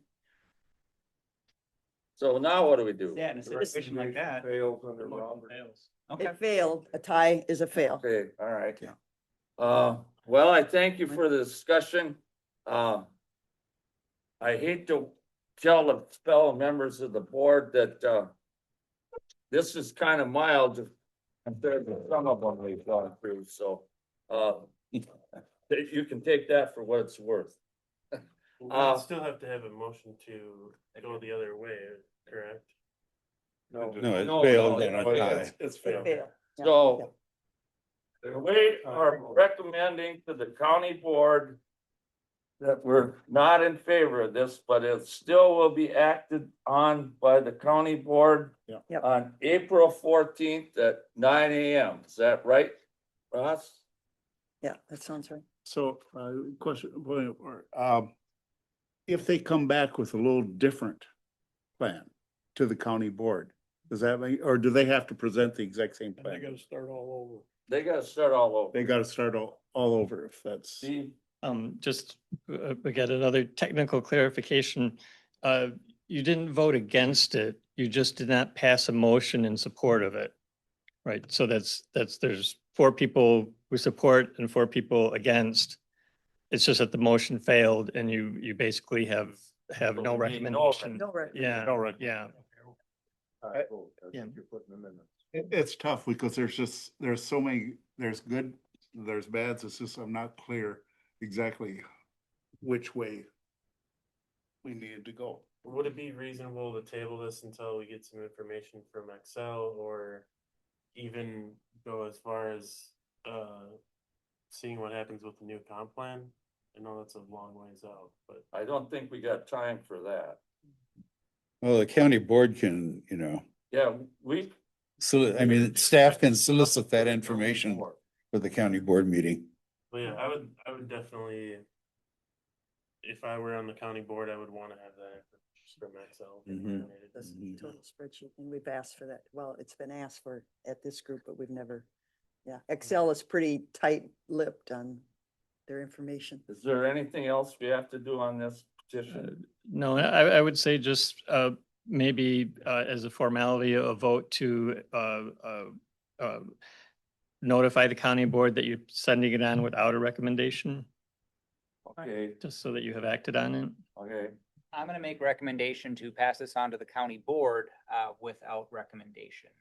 Okay, is there a second to that? I'll second. All right. Shep made a recommendation that we pass it on without, he made a proposal that we pass it on without a recommendation, and Steve seconded it. All those in favor say aye. Aye. Opposed, nay. Nay. Okay, well, I'm pretty sure that it will get there in that method. Is there anything else that should come before this? Motion to adjourn. None of them listened in tonight. Louis, move to adjourn. Is there a second? I will second. All right, all those in favor say aye. Aye. Okay,